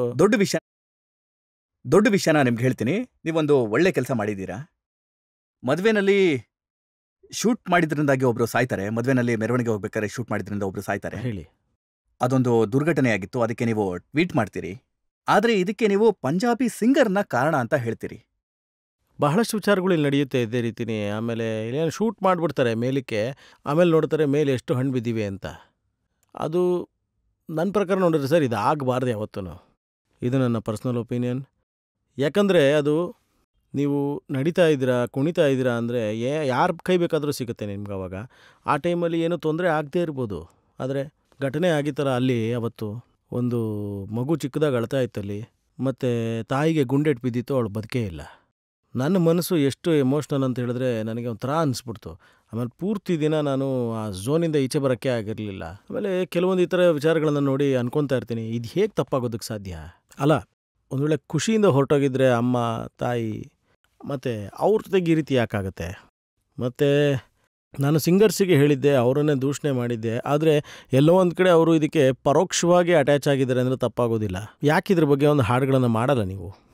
ಯಾಕಂದರೆ ನೀವು ಮಾಡೋ ಹಾಡಿಂದ ಏನು ಕೇಳ್ತೀವೋ ಅವಾಗ ಅನಿಸುತ್ತೆ ನಿಮಗೆ, ನಾನು ಈ ರೀತಿ ಮಾಡಿದ್ರೆ ಬಹಳ ದೊಡ್ಡ ದೊಡ್ಡ ಸ್ಥಾನಕ್ಕೆ ಹೋಗ್ತೀನಿ ಅಂತ, ಹಿಂಗೆ ಮಾಡಿದ್ರೆ ಚೆನ್ನಾಗಿ ದುಡ್ಡು ಮಾಡ್ಬೋದು ನಾನು ಅಂತ. ನೀನು ಹಂಗೆ ಹೊಡೆದು ಶೂಟ್ ಮಾಡಿಬಿಟ್ರೆ ನನಗೊಂದು ಹಾಡು ನೆನಪಾಗುತ್ತೆ, ಯಾರೇ ಜಿಥೆ ಹುಂದಿ ಪಬಂದಿ ಹಥಿಯಾರ್ ದಿ ಉಥೆ ಜಟ್ ಫೈರ್ ಕರ್ದ. ಅಂದರೆ ಎಲ್ಲಿ ಒಬ್ಬ ಮನುಷ್ಯ ಸಿಕ್ಕಾಕೊಂಡಿರ್ತಾರೋ ಅಲ್ಲಿ ಫೈರ್ ಮಾಡ್ತಾರಂತೆ. ಸೊ ಅಲ್ಲಿ ನಿನ್ನ ತನಾನ ನೀನು ದೊಡ್ಡದಾಗಿ ತೋರಿಸ್ಕೊಂಬಿಟ್ರೆ ಏನರ್ಥ, ನೀನು ಫೈರ್ ಮಾಡ್ಬೋದು ಅಂತ ಅರ್ಥ ಅಲ್ಲ. ಅಂದರೆ ಸರ್, ನನ್ನ ಪ್ರಕಾರ ಈ ಹಾಡು ಅಂತ ಏನು ಹೇಳಿದ್ನಲ್ಲ ನಾನು, ಇದು ಈ ರೀತಿ ಯಾವತ್ತೂ ನಾವು ನಮ್ಮ ಮಕ್ಕಳ ಮೇಲೆ ಆಗಬಾರ್ದು. ಅಂದರೆ ನಾವು ಜವಾಬ್ದಾರಿಯುತವಾಗಿರಬೇಕು, ಮುಂದಿನ ಜನ್ರೇಷನ್ಗೂ ಒಳ್ಳೇದಿದು. ಇದೇ ನನ್ನ ಒಂದು ಮೆಸೇಜು. ಯಾಕಂದರೆ ಪ್ಲೀಸ್ ಆ ರೀತಿ ವಿಚಿತ್ರವಾದ ಹಾಡುಗಳನ್ನು ಮಾಡಬೇಡಿ. ನಾನು ಕೂಡ ಫ್ಯಾನೇನೆ, ಎಲ್ಲ ಸಿಂಗರ್ಗಳಿಗೂ ಕೂಡ. ಅದು ನೀವು ಯಾವಾಗ ಒಳ್ಳೆ ಹಾಡುಗಳನ್ನು ಹಾಡ್ತೀರಾ ಅವಾಗಲೂ ಜನ ನಿಮ್ಮನ್ನು ಚೆನ್ನಾಗಿ ನೆನಪಿಸ್ಕೋತಾರೆ. ಯಾಕೆ ನೀವು ಒಳ್ಳೆ ಹಾಡುಗಳನ್ನು ಹಾಡಬಾರ್ದು? ಇಲ್ಲ, ನೀವು ತುಂಬ ಒಳ್ಳೆ ಕೆಲಸ ಮಾಡಿದ್ರಿ ಈ ಇಶ್ಯೂನ ರೇಸ್ ಮಾಡಿ. ನೀವು ಉಡ್ತಾ ಪಂಜಾಬ್ಗೆ ಸಪೋರ್ಟ್ ಮಾಡಿದ್ರಿ, ಒಂದಲ್ಲ ಒಂದು ಕಾಂಟ್ರವರ್ಸಿನ ಕ್ರಿಯೇಟ್ ಮಾಡ್ತಾನೆ ಇದ್ರಿ. ಸರ್, ನಾನು ಉಡ್ತಾ ಪಂಜಾಬ್ಗೆ ಏನು ಸಪೋರ್ಟ್ ಮಾಡ್ತಾ ಇಲ್ಲ. ನಿಮಗೆ ಹಾನೆಸ್ಟ್ಲಿ ಹೇಳಬೇಕಂದ್ರೆ ನಾನು ಆ ಮೂವಿನ ಹೇಗಿದೆ ಅಂತ ಕೂಡ ನೋಡಿಲ್ಲ ಇನ್ನೂ. ಬಟ್ ನಾನು ಪಂಜಾಬ್ಗೆ ಸಪೋರ್ಟ್ ಮಾಡಿದೆ. ಆದರೆ ನಾನು ನಶೆ ವಿರುದ್ಧ ಹೇಳಿದೆ, ಅದಕ್ಕೆ ಖಂಡಿತವಾಗ್ಲೂ ನಾನು ಮಾತಾಡಿದೆ. ಆದರೆ ನಶೆ ಅನ್ನೋದು ಪಂಜಾಬಲ್ಲಿ ಮಾತ್ರ ನಡೀತಾ ಇಲ್ಲ ಅಂತಲ್ಲ, ನಶೆ ಅನ್ನೋದು ಇಂಡಿಯಾದ ಬಹಳ ದೊಡ್ಡ ಪಾರ್ಟನ್ನ ಕವ್ಸ್ಕೊಂಡಿದೆ ಈಗ. ಎಲ್ಲೆಲ್ಲಿ ನಶೆ ಆಗುತ್ತೋ ಆದರೆ ಹೊರಗಡೆ ಬರೋದಿಲ್ಲ ಕೆಲವು ವಿಚಾರಗಳು. ನಾವೀಗ ಬರೀ ಪಂಜಾಬ್ ವಿಷಯನ ಮಾತಾಡಬೇಕು ಅಂತ ಹೇಳಿದ್ರೆ ನಶೆ ಅನ್ನೋಂಥದ್ದು ಪಂಜಾಬ್ ಮಾತ್ರದಲ್ಲಿ ನಡೀತಾ ಇದ್ರೆ ಅದು ಖಂಡಿತವಾಗ್ಲೂ ತಪ್ಪು. ಅದರಿಂದ ಪಂಜಾಬ್ಗೆ ಭಾರಿ ಹೊಡೆತ ಕೂಡ ಬೀಳ್ಬೋದು ಮುಂದೆ. ನಾನೆಂಥ ಪಂಜಾಬಿ ಅಂತ ಹೇಳಿದ್ರೆ ನಾನೊಬ್ಬ ಆ್ಯಸ್ ಎ ಹ್ಯೂಮನ್ ನಾನು ಅರ್ಥ ಮಾಡ್ಕೋತೀನಿ ಕೆಲವೊಂದನ್ನು. ಆ್ಯಸ್ ಎ ರೆಸ್ಪಾನ್ಸಿಬಿಲಿಟಿ ನನ್ನ ಸ್ಟೇಟಲ್ಲಿ, ನನ್ನ ಬೀದಿಲಿ, ನನ್ನ ಒಂದು ವಿಚಾರದಲ್ಲಿ, ನನ್ನ ಮನೆಯಲ್ಲಿ ಈ ರೀತಿ ನಡೀತಾ ಇದೆ ಅಂತಂದರೆ ನನ್ನ ಪಕ್ಕದಲ್ಲಿರೋ ಮನೆಯಲ್ಲೇ ಒಂದು ವೇಳೆ ನಶೆ ಮಾಡ್ತಾ ಇದ್ರೆ ಅದು ತಪ್ಪೇ. ಅದು ಯಾರೇ ಆಗಿರಲಿ, ನನ್ನ ಅಣ್ಣ ತಂಗಿ, ನನ್ನ ತಾತ ಅಜ್ಜಿ, ಅಣ್ಣ ತಮ್ಮ, ಯಾರೇ ಆಗಿರಲಿ, ಆ್ಯಸ್ ಎ ಹ್ಯೂಮನ್ ನಂದೊಂದು ಕರ್ತವ್ಯ ಇರುತ್ತೆ, ನಾನು ಅವ್ರನ್ನ ತಡಿಬೇಕು ಅಂತ. ಯಾಕಂದರೆ ಅವ್ರ ಜೀವನ ಹಾಳಾಗಬಾರ್ದು ಅಂತ. ಒಂದು ವೇಳೆ ಅವ್ರು ಅದನ್ನು ಅಚೀವ್ ಮಾಡೋದಕ್ಕಾಗಲಿಲ್ಲ ಅಂತಂದರೆ ಅದು ಅಚೀವ್ ಮಾಡೋಂಥ ತಾಕತ್ನ ಭಗವಂತ ಕೊಡಲಿ ಅವ್ರಿಗೆ ಅಂತ ಆಶಿಸ್ತೀನಿ. ಸೊ ಹಾಗಾಗಿ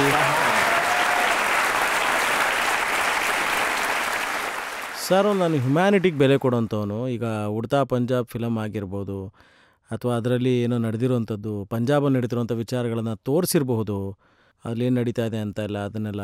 ಸೊ ವೈ ನಾಟ್ ತೋರಿಸ್ಲೇಬೇಕಲ್ಲ ಕೆಲವು ವಿಷಯಗಳನ್ನು. ಸೊ ನಾವು ನಮ್ಮ ಮಕ್ಕಳಿಗೆ ಹೇಳ್ಕೊಡ್ಬೇಕು, ಮುಂದಿನ ಜನ್ರೇಷನ್ಸ್ಗಳಿಗೆ ತಿಳಿ ಹೇಳಬೇಕು. ಈ ಒಂದು ನಶೆ ಮಾಡೋದು ಈ ನಿಮ್ಮನ್ನು ಮಾತ್ರ ಮುಗಿಸೋದಿಲ್ಲ, ಇದು ನಿಮ್ಮಿಂದ ಬರೋಂಥ ಮುಂದಿನ ಪೀಳಿಗೆನೂ ಮುಗಿಸ್ಬಿಡುತ್ತೆ ಇದು ಅನ್ನೋದನ್ನು. ಒಂದು ವೇಳೆ ಈ ಥರದ ನಶೆ ವಿಚಾರ ಗುಜರಾತಲ್ಲಾಗಿರ್ಬೋದು, ಪಂಜಾಲಾಗಿರ್ಬೋದು, ಬಿಹಾರಲ್ಲಾಗಿರ್ಬೋದು, ಎಲ್ಲಾದರೂ ಆಗಿರಲಿ, ಒಂದು ವೇಳೆ ಇಂಡಿಯಾದಲ್ಲಿ ನಶೆನೇ ಮಾಡಲಿಲ್ಲ ಅಂತ ಆಯಿತು ಅಂದರೆ ನೀವೇ ನೋಡ್ತಾ ಇರಿ ಅಕ್ಕ, we will be the super power. We will be the super power sir in the whole. ನಮ್ಮ ಯುವಜನತೆ ಬಗ್ಗೆ ತುಂಬ ಒಳ್ಳೆ ಮಾತಾಡ್ತಾರೆ. ಮತ್ತೆ ನೋಡಿ, ಡ್ರಗ್ಸ್ ಅನ್ನೋದು ಇಡೀ ಪರಿವಾರವನ್ನೇ ಹಾಳು ಮಾಡಿಬಿಡುತ್ತೆ. ಇದ್ರ ಬಗ್ಗೆ ನೀವು ಮಾತಾಡಿದ್ದು ಬಹಳ ಇಷ್ಟ ಆಯಿತು ನನಗೆ. ಮತ್ತೆ ಕ್ಯಾಂಪೇನ್ ಕೂಡ ಮಾಡ್ತಾ ಇದ್ರ, ತುಂಬ ಒಳ್ಳೆ ಕೆಲಸ. ಫೈನಲ್ ರೌಂಡ್ ಯಾರಿದ್ರು ಸರ್? ನೀವು ಪಂಜಾಬ್ ಅವರು ಅಂತ ನಮಗೆ ಗೊತ್ತಿದೆ. ಮತ್ತೆ ಇವತ್ತಿನ ಕ್ರಿಕೆಟ್ ಜಗತ್ತಿನಲ್ಲಿ ಭಜ್ಜಿ ಅನ್ನೋದು ತುಂಬಾ ದೊಡ್ಡ ಹೆಸರಾಗಿ ಮೂಡಿದೆ. ಪಂಜಾಬಲ್ಲಿ 2017ರಲ್ಲಿ ಎಲೆಕ್ಷನ್ ನಡೆಯುತ್ತೆ. ನೀವು ಯಾವ್ದಾದ್ರು ಪೊಲಿಟಿಕಲ್ ಪಾರ್ಟಿನ ಜಾಯ್ನ್ ಆಗಬೇಕು ಅಂತಿದ್ದೀರಾ? ಅದ್ರ ಬಗ್ಗೆ ಯೋಚಿಸಿದ್ದೀರಾ? ಅಂದ್ರೆ ಯಾವ್ದಾದ್ರು ಪೊಲಿಟಿಕಲ್ ಪಾರ್ಟಿನ ಜಾಯ್ನ್ ಆಗಬೇಕು ಅಂತಿದ್ದೀರಾ? 2017ರಲ್ಲಿ ಎಲೆಕ್ಷನ್ ಇದೆಯಲ್ಲ, ಅದಕ್ಕೋಸ್ಕರ ಮುಂದಿನ ವರ್ಷ.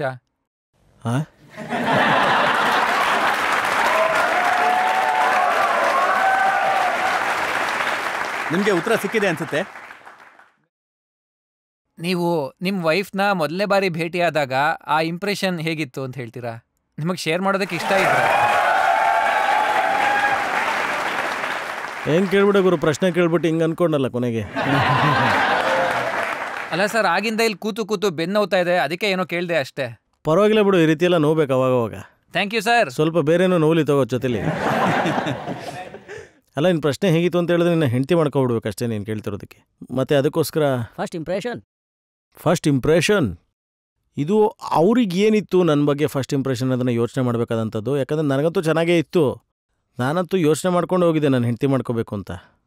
ಕೆಲವೊಂದು ವರ್ಡ್ಸ್ ನೀವೇ ಹೇಳಿದಲ್ವಾ ಸರ್? ಹೇಳಿ. ಕೆಲವೊಂದು ವರ್ಡ್ಸ್ನ ನೀವೇ ಹೇಳಿದಲ್ವಾ ಸರ್? ವರ್ಡ್ ಅಂದರೆ ಅದು ನನಗೆ ನೆನಪಿಲ್ಲ ನಾನು ಏನು ವರ್ಡ್ ಹೇಳಿದ್ದೆ ಅಂತ. ಅದು ಅಲ್ಲ, ಹೇಳಿದರೆ ಇದನ್ನೇ ಹೇಳಿರ್ತೀನಿ, ಏನು ಬೇಕಾದರೂ ಆಗಲಿ, ಆಗೋದನ್ನು ಯೋಚನೆ ಮಾಡ್ತೀನಿ ಅಂತ ಅಷ್ಟೇ. Who inspired you to become a cricketer? Who inspired me to become a cricketer? First thing was ನನಗೆ ನಾನೇ. ಯಾಕಂದರೆ ನನ್ನ ಮನಸ್ಸಲ್ಲಿ ಏನು ಮೊದಲನೇ ಸರಿ ಮೂಡ್ತೋ ಅದೇನೇ ನನಗೆ ಏನಾಗಬೇಕು ಅಂತ ನನಗೆ ಅನಿಸಿದ್ದು. ನಿಮಗೂ ಹೇಳ್ತೀನಿ ನಾನು, ನಿಮ್ಮ ಮನಸ್ಸು ಏನು ಹೇಳ್ತೋ ಅದನ್ನು ಮಾಡಿ, ಆವಾಗ ತುಂಬ ಚೆನ್ನಾಗಿ ಅರ್ಥ ಆಗುತ್ತೆ. ನೀವೇನು ಮಾಡಬೇಕು ಅಂದ್ಕೊಳ್ತೀರೋ ಮಾಡ್ತೀರಾ ಅದನ್ನು. ಆಬ್ವಿಯಸ್ಲಿ ಎಲ್ಲರ ಮನಸ್ಸಿನ ಹೀರೋ ಆಗ್ತೀವಿ ನಾವು ಆವಾಗ. ಸೊ ಆ ಥರ ಆಗ್ಬೇಕು ನಾನು ಅಂದ್ಕೊಂಡಾಗ ಆ ಟೈಮಲ್ಲಿ ನಾನು ಕಪಿಲ್ ದೇವ್ ಹೀರೋ ಆಗಿದ್ದರು. ಸೊ ಆಮೇಲೆ ನಾನು ಒಂದು ಸ್ವಲ್ಪ ದೊಡ್ಡವನಾದಮೇಲೆ ನನಗೆ ಸಚಿನ್ ತೆಂಡೂಲ್ಕರ್ ಅವ್ರನ್ನ ನೋಡೋಂಥ ಅವಕಾಶ ಸಿಕ್ತು.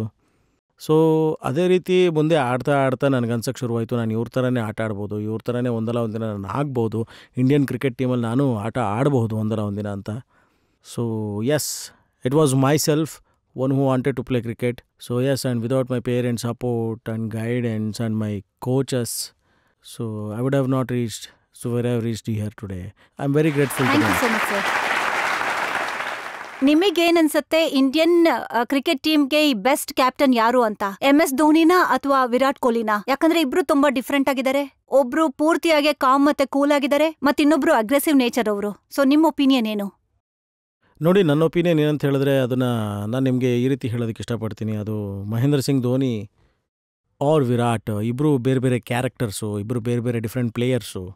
ಮತ್ತು ಧೋನಿ ಆ ರೀತಿ ಅಗ್ರೆಸಿವ್ ಇಲ್ಲ. ಅವ್ರ ಅಗ್ರೆಸಿವ್ನೆಸ್ ಬರೀ ಯಾವುದ್ರಲ್ಲಿ ಅಂದರೆ ಅವರು ತೋರ್ಪಡಿಕೆ ಮಾಡ್ಕೊಳ್ಳೋದಿಲ್ಲ, ಆದರೆ ಅವರ ಒಂದು ಫೀಲ್ಡ್ ಸೆಟ್ಸ್ ಇರುತ್ತಲ್ಲ, ಅದು ಗ್ರೌಂಡಲ್ಲಿ ನೀವು ಹಾಕುವಂಥದ್ದು ಒಂದು ಆ ಮೈಂಡ್ ಸೆಟ್ ಇರುತ್ತಲ್ಲ, ಅದು ಕೂಡ ಅಗ್ರೆಸಿವ್ನೆಸ್ಸೇ. ಅದು ಒಂದು ರೀತಿ ಟ್ಯಾಲೆಂಟೇನೆ. ಆಮೇಲೆ ಮಹೇಂದ್ರ ಸಿಂಗ್ ಧೋನಿ ಅವರು is also A very aggressive captain. And Virat Kohli so ಅವರ ಮೈಂಡ್ಸೆಟ್ ಇದೆಯಲ್ಲ ಅದು ಇರೋದೇ ಹಾಗೆ. ಅದು ಅಗ್ರೆಸಿವ್ ನೇಚರ್, ಅದನ್ನು ಅವರು ತುಂಬ ಯೂಸ್ಫುಲ್ಲಾಗಿ ಮಾಡ್ಕೋತಿದ್ದಾರೆ. ಅದರ ರಿಸಲ್ಟು ಟೀಮಿಗೆ ತುಂಬ ಚೆನ್ನಾಗಿ ಸಿಗ್ತಾ ಇದೆ. ಸೊ ನನ್ನ ಪ್ರಕಾರ ಇಬ್ಬರೂ ಅವರವರ ಜಾಗದಲ್ಲಿ ಒಳ್ಳೊಳ್ಳೆ ಕ್ಯಾಪ್ಟನ್ಗಳೇ. ಧೋನಿ ಅವರು ತುಂಬ ಚೆನ್ನಾಗಿ ಲೀಡ್ ಮಾಡಿದ್ದಾರೆ ಇಂಡಿಯನ್ ಇಲ್ಲಿವರೆಗೂ. ಮತ್ತು ಈಗ ವಿರಾಟ್ ಕೊಹ್ಲಿ ಲೀಡ್ ಮಾಡ್ತಾಯಿದ್ದಾರೆ. ಮತ್ತು ನೋಡಿ, ಇಷ್ಟು ವರ್ಷಗಳ ಕಾಲ ಧೋನಿ ಕ್ರಿಕೆಟ್ನ ಆಡಿದ್ದಾರೆ. ಮತ್ತು ಇಲ್ಲಿವರೆಗೂ ಐ ಫೀಲ್ ಅದು ಅವ್ರಿಗೆ ಎಷ್ಟು ರೆಸ್ಪೆಕ್ಟ್ನ ಕೊಡಬೇಕು ಅಂತಂದರೆ ಅದು ಅವರ ಡಿಸಿಷನ್ ಇರುತ್ತೆ. ಒಂದು ಸರಿ ಎಸ್ ಅಂತ ಹೇಳಿದ್ಮೇಲೆ ಖುಷಿಯಿಂದ ಹೇಳ್ತಾರೆ ಅವರೇನೆ, ನನ್ನ ಕ್ಯಾಪ್ಟನ್ಸಿನ ವಿರಾಟ್ ಕೊಹ್ಲಿ ಕೊಡ್ತೀನಿ ಅಂತ. ಸೊ ತುಂಬ ದೊಡ್ಡ ವಿಚಾರ ಇದು. So he deserves A lot of respect, lot of. So ಅದರಿಂದನೇ ಇವತ್ತು ಇಂಡಿಯನ್ ಟೀಮ್ ಈ ರೀತಿ ಮೇಲಕ್ಕೆ ಬಂದಿರುವಂಥದ್ದು. ಸೊ ವಿರಾಟ್ ಕೊಹ್ಲಿ ಇನ್ನೂ ಮುಂದಕ್ಕೆ ಕ್ಯಾಪ್ಟನ್ ಆಗಿರ್ಬೋದು ಇನ್ನೊಂದು ಸ್ವಲ್ಪ ದಿನ. ಸೊ ಇವತ್ತಾಗ್ಬೋದು, ನಾಳೆ ಆಗ್ಬೋದು, ಇನ್ನೊಂದು ಸ್ವಲ್ಪ ದಿನ ಆದಮೇಲೆ ಆಗ್ಬೋದು. ವಿರಾಟ್ ಕೊಹ್ಲಿ ಹತ್ರ ಸಾಕಷ್ಟು ಸಮಯ ಇದೆ. ಈಗ ಇವತ್ತು ಇಂಡಿಯನ್ ಕ್ರಿಕೆಟ್ ಇಲ್ಲಿದೆ ಅಂದರೆ ಅವ್ರು ಇನ್ನೂ ಮೇಲಕ್ಕೆ ತೊಗೊಂಡು ಹೋಗ್ಬೋದು ಅದನ್ನು. ಸೊ ಹಾಗೆ ನೋಡೋದಾದರೆ ಇಬ್ಬರು ಅವ್ರವ್ರ ಜಾಗದಲ್ಲಿ ತುಂಬ ಒಳ್ಳೆ ಕ್ಯಾಪ್ಟನ್ಸೇನೆ. ಸರ್, ನನ್ನ ಪ್ರಶ್ನೆ ನಿಮ್ಮ ಹತ್ರ ಏನು ಅಂದರೆ, ನೀವು ಇಷ್ಟು ದೊಡ್ಡ ಪ್ಲೇಯರ್ ಆಗಿದ್ದೀರಾ, ನಿಮ್ಮ ಪರ್ಫಾರ್ಮೆನ್ಸ್ ಇಷ್ಟು ಚೆನ್ನಾಗಿದೆ ಇಂಡಿಯನ್ ಟೀಮ್ಗೋಸ್ಕರ. ಈಗ ಇಂಡಿಯನ್ ಟೀಮಲ್ಲಿ ಯಾವ ಬೌಲರ್ಸ್ ಇದ್ದಾರಲ್ವಾ, ಯಾರನ್ನು ನೋಡಿದ್ರೆ ನಿಮ್ಮ ಆಟ ದಿನಗಳು ನೆನಪಾಗುತ್ತೆ?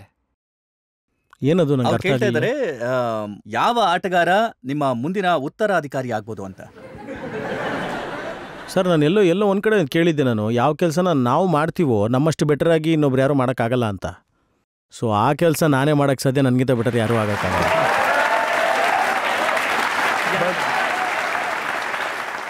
ಹರ್ಭಜನ್, ನಾವು ನಿಮ್ಮನ್ನ ಎಲ್ಲ ಥರದ ಪ್ರಶ್ನೆಗಳನ್ನು ಕೇಳಿದ್ವಿ. ನಿಮ್ಮ ಕ್ರಿಕೆಟ್ನ ಬಗ್ಗೆ, ನಿಮ್ಮ ಕೋಪದ ಬಗ್ಗೆ, ನಿಮ್ಮ ತಮಾಷೆಗಳ ಬಗ್ಗೆ, ಮತ್ತೆ ನಿಮ್ಮ ಟ್ವೀಟ್ಸ್ಗಳ ಬಗ್ಗೆ. ನೀವು ಎಲ್ಲ ಪ್ರಶ್ನೆಗೂ ಮನಸ್ಸು ಬಿಚ್ಚಿ ಉತ್ತರ ಕೊಡೋ ಪ್ರಯತ್ನ ಮಾಡಿದ್ದೀರಾ.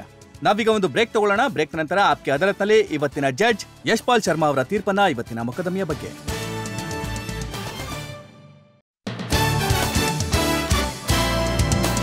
Welcome back. ಆಪ್ಕೆ ಅದಾಲತ್ನಲ್ಲಿ ನಾವಿವತ್ತು ಮೊಕದ್ದಮೆಯನ್ನ ನಡೆಸಿದ್ದು ಕ್ರಿಕೆಟ್ ಜಗತ್ತಿನ ತಾರೆ ಹರ್ಭಜನ್ ಸಿಂಗ್ ಅವರ ಮೇಲೆ. ಹರ್ಭಜನ್ ಸಿಂಗ್ ಅವರನ್ನ ಜನತೆ ಹಲವಾರು ಪ್ರಶ್ನೆಗಳನ್ನ ಕೇಳಿದ್ರು. ಅವರ ಕ್ರಿಕೆಟ್ನ ಬಗ್ಗೆ, ಅವರ ಜೀವನದ ಬಗ್ಗೆ, ಅವರ ಇನ್ಸ್ಪಿರೇಷನ್ನ ಬಗ್ಗೆ, ಅವರ ವೈಫ್ನ ಬಗ್ಗೆ ಕೂಡ. ಈಗ ಸಮಯ ಬಂದಿದೆ ಆಪ್ಕೆ ಅದಾಲತ್ನಲ್ಲಿ ಇವತ್ತಿನ ಜಡ್ಜ್ ಯಶ್ಪಾಲ್ ಶರ್ಮಾ ಅವರ ತೀರ್ಪನ್ನು ಕೇಳೋದಕ್ಕೆ. ನೀವು 1995 ಅಂಡರ್-16 ಮ್ಯಾಚ್ ಆಡಿದ್ರಲ್ಲ, ಅಲ್ಲಿ ಇಬ್ಬರು ಅಂಪೈರ್ಗಳು ಬಂದಿದ್ರು ಅಂಪೈರಿಂಗ್ ಮಾಡೋದಕ್ಕೆ. ಅವರಲ್ಲಿ ನಾನು ಕೂಡ ಒಬ್ಬ. ನಾನು ನಿಮ್ಮ ಕರಿಯರ್ನ ಆ ಅಂಡರ್-16 ಹಿಡಿದು 2004 ನೀವು ವಾಪಸ್ ಬರ್ತಿರಲ್ಲ, ಆಗ ನಾನು ಚೇರ್ ಮಾಡ್ತಿದ್ದೆ. ಮತ್ತೆ 2011 ನೀವು ವಿಶ್ವಕಪ್ ಗೆಲ್ತಿರಲ್ಲ, ಆಗ್ಲೂ ಕೂಡ ನಾನು ಚೇರ್ ಮಾಡ್ತಿದ್ದೆ. ಹಾಗಾಗಿ ನಾನು ತುಂಬಾ ಹತ್ತಿರದಿಂದ ನಿಮ್ಮ ಕರಿಯರ್ನ ನೋಡಿದ್ದೀನಿ. ಹಾಗಾಗಿ ಜನ ಈ ಪ್ರಶ್ನೆಗಳನ್ನ ಕೇಳಿದಾಗ ನಿಮ್ ಪರವಾಗಿ ನಾನು ಅವ್ರಿಗೆ ಉತ್ತರ ಕೊಡೋಕೆ ಬಯಸ್ತೀನಿ. ನೋಡಿ, ಇವರು ಅಂಡರ್-16 ಆಡ್ತಿದ್ರಲ್ಲ ಪಟಿಯಾಲಾದಲ್ಲಿ, ಆಗ್ಲೇ ನಾನು ಇವ್ರ ಮೊದಲನೇ ಮ್ಯಾಚ್ನ ನೋಡಿದ್ದೀನಿ. ಆಗ್ಲಿಂದನೇ ಇವರು ತುಂಬಾ ತರಲೆ ಆಗಿದ್ರು. ಆದ್ರೆ ನೀವು ಯಾವ ಪರಿಶ್ರಮದಿಂದ ಈ ಕ್ರಿಕೆಟ್ ಅನ್ನ ಆಡಿದಿರೋ ನೋಡಿ, ನಾನು ಮತ್ತೆ ಬಯಸೋದೇನಂದ್ರೆ, ನೋಡಿ ಈ ಕೋರ್ಟಲ್ಲಿ ನೀವು ಮತ್ತೆ ಭೇಟಿ ಆಗಿದ್ದೀವಿ. ಹಾಗಾಗಿ ನಾನು ಬಯಸೋದೇನು ಅಂದ್ರೆ, ನೀವು ಮತ್ತೆ ಪರಿಶ್ರಮ ಹಾಕಿ ದೃಢ ಸಂಕಲ್ಪದಿಂದ ಒಳ್ಳೆ ಪರ್ಫಾರ್ಮೆನ್ಸ್ ಮಾಡಿ ಇಂಡಿಯನ್ ಟೀಮ್ಗೆ ವಾಪಸ್ ಹೋಗಿ ದೇಶದ ಹೆಸರನ್ನ ಇನ್ನಷ್ಟು ಬೆಳೆಸಿ. Thank you sir. ನೋಡಿ, ಈ ನ್ಯಾಯಾಲಯ ನಿಮ್ಮನ್ನ ಯಾವಾಗ ಆರೋಪ ಮುಕ್ತಗೊಳಿಸುತ್ತೆ ಅಂದ್ರೆ, ನೀವು ಇಲ್ಲಿನ ಪ್ರೇಕ್ಷಕರಿಗೆ ಒಂದು ಹಾಡು ಹೇಳಿದಾಗ. ಅಲ್ಲ, ಒಬ್ರದ್ದೊಂದು ಒಳ್ಳೆ ಹಾಡಿದೆ. जद जोगण दी रुत आवे मुंडा चोरी छिप नैन मिलावे, जद जोबन दी रुत आवे मुंडा चोरी छिप नैन मिलावे, कुड़ी हंस के नीवियां पावे ते समझो मामला गड़बड़ है, मामला गड़बड़ है. Thank you. ತುಂಬಾ ಸೊಗಸಾಗಿ ನೀವು ಹಾಡನ್ನ ಹಾಡಿದ್ರಿ. ಮತ್ತೆ ನಿಜಕ್ಕೂ ನನಗನ್ಸಿದ್ದೇನೆಂದ್ರೆ, ನಿಜಕ್ಕೂ ನಿಮ್ಮಲ್ಲಿ ಕ್ರಿಕೆಟ್ ಅಲ್ಲದೆ ಇನ್ನೊಂದು ಟ್ಯಾಲೆಂಟ್ ಕೂಡ ಇದೆ. ಸರ್, ಥ್ಯಾಂಕ್ ಯು ನನ್ನ ಹಾಡನ್ನು ನೀವು ಸಹಿಸ್ಕೊಂಡಿದ್ದಕ್ಕೆ. ಮತ್ತು ನಾನು ಈಗ ಬಜಿ ಸ್ಪೋರ್ಟ್ಸ್ ಅಂತ ನನ್ನ ಫ್ರೆಂಡು ಸೇರಿಕೊಂಡು, ಸೊ ನನ್ನ ಹೆಸರಲ್ಲಿ ಸ್ಪೋರ್ಟ್ಸ್ ಸೆಂಟ್ರನ್ನ ಓಪನ್ ಮಾಡಿದ್ದಾರೆ. ನಾನು ಬ್ರ್ಯಾಂಡ್ ಅಂಬಾಸಿಡರ್ ಇದಕ್ಕೆ. ಸೊ ನನಗಿಷ್ಟ ಆಗುತ್ತೆ. ನೀವು ಕೂಡ ಈ ಬಜಿ ಸ್ಪೋರ್ಟ್ಸ್ನ ಒಂದು ಪಾರ್ಟ್ ಆಫ್ ಆಗಿರೋದ್ರಿಂದ ಇದನ್ನು ಹಾಕ್ಕೊಂಡ್ರೆ ನನಗೂ ಖುಷಿ ಆಗುತ್ತೆ. ಸೊ ನೀವು ಹಾಕ್ಕೊಂಡ್ರೆ ತುಂಬ ಚೆನ್ನಾಗಿರುತ್ತೆ. ನಾನು ಅದರ ಫ್ಯಾನ್ ಏನೇನೆ. ತಗೊಳ್ಳಿ ಸರ್, ಹಾಕ್ಕೊಳ್ಳಿ. ನಾನು ಜಡ್ಜ್ ಸಾಹೇಬ್ರಿಗೂ ಒಂದು ಕೊಡೋದಕ್ಕೆ ಇಷ್ಟಪಡ್ತೀನಿ. ನನ್ನ ಬಹಳಷ್ಟು ಸಹಿಸ್ಕೊಂಡಿದ್ದೀರಾ. ಒಂದ್ ವೇಳೆ ನೀವು ಇದನ್ನ ಜಡ್ಜ್ಮೆಂಟ್ಗಿಂತ ಮುಂಚೆ ಕೊಟ್ಟಿದ್ರೆ ಬ್ರೈಬ್ ಆಗ್ತಾ ಇಲ್ಲ ಸರ್, ಅದಕ್ಕೋಸ್ಕರ ನೋಡಿ ನಾನು ಕೊಡಲೇ ಇಲ್ಲ. ಒಳ್ಳೆ ಕೆಲಸ ಮಾಡಿದೆ ಅನ್ಸುತ್ತೆ, ಬಹುಶಃ ನಾನು ಕೊಡದೇ ಇದ್ದಿದ್ದು ಇಷ್ಟ. Thank you.